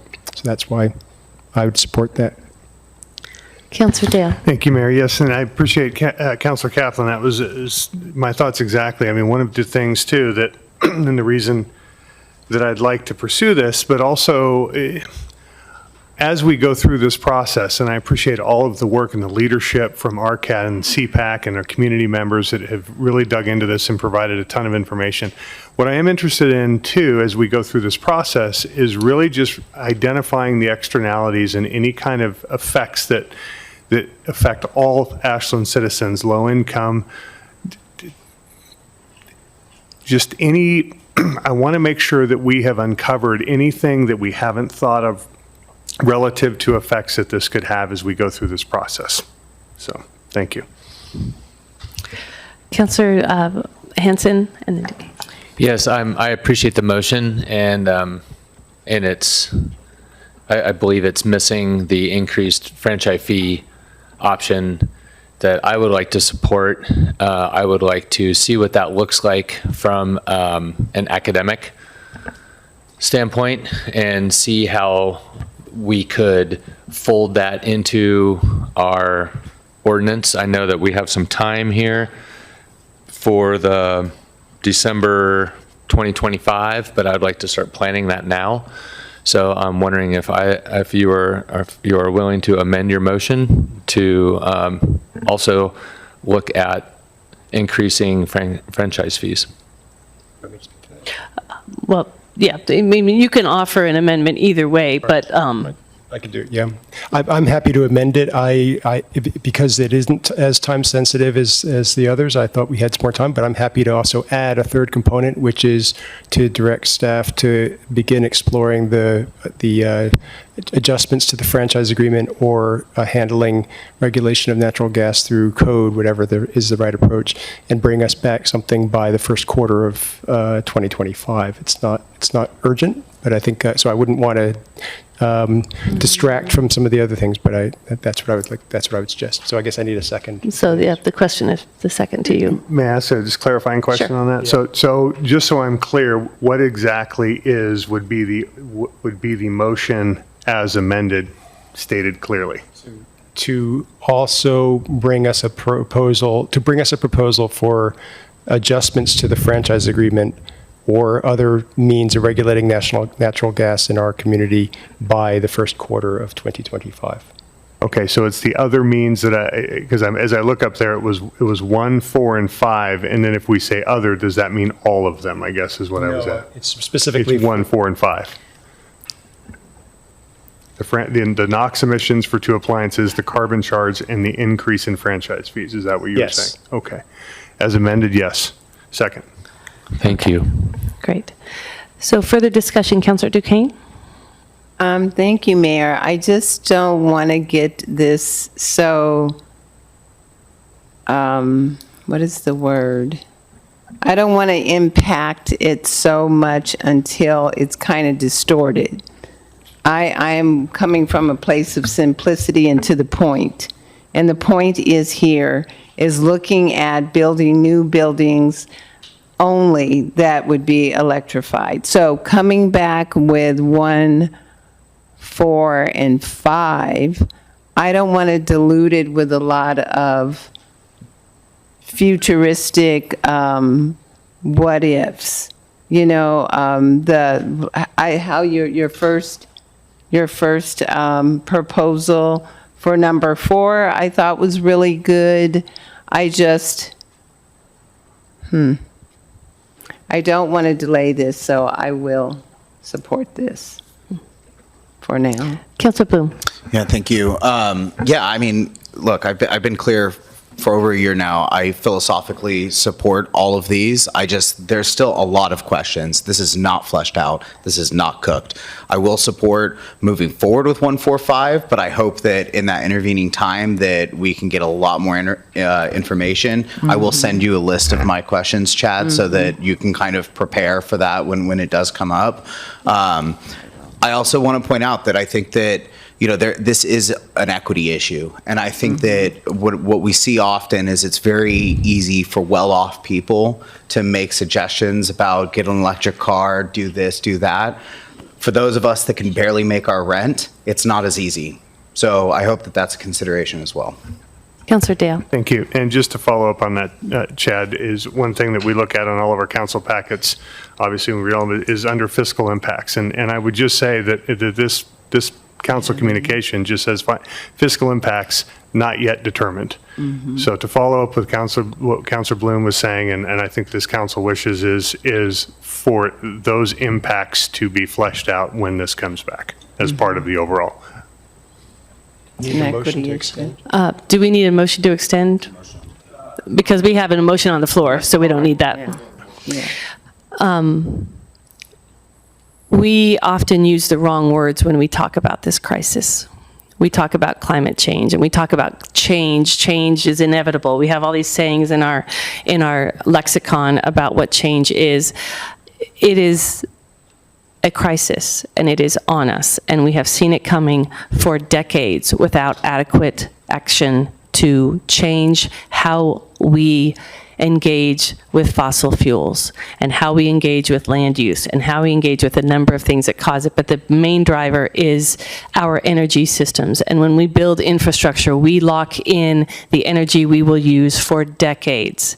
And so when I look at these options here, we know they're not baked. They weren't designed to be baked at this point. That's the point of being in front of this council, so that our staff and our committee doesn't waste time on anything that the council is not really interested in seeing.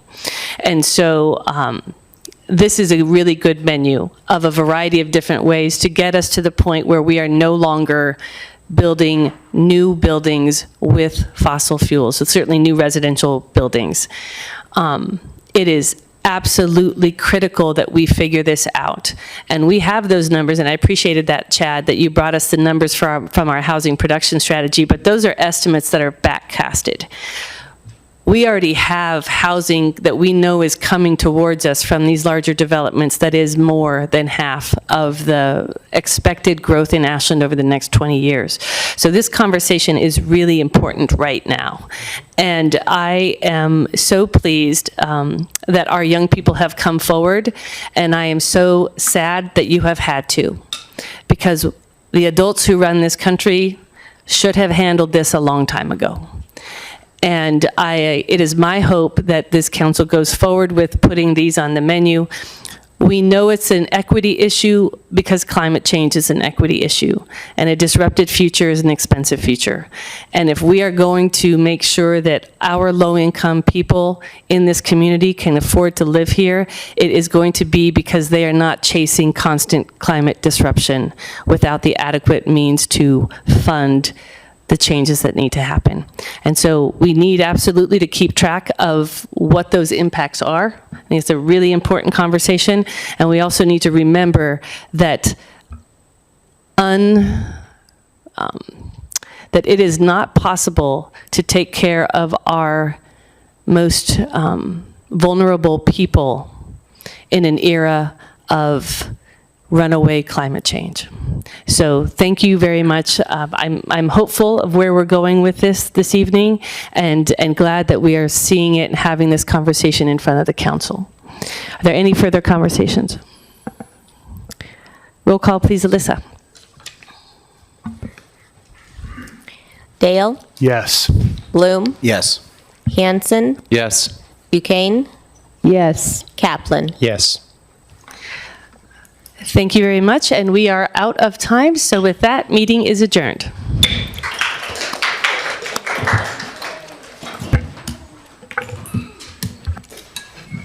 I have questions too.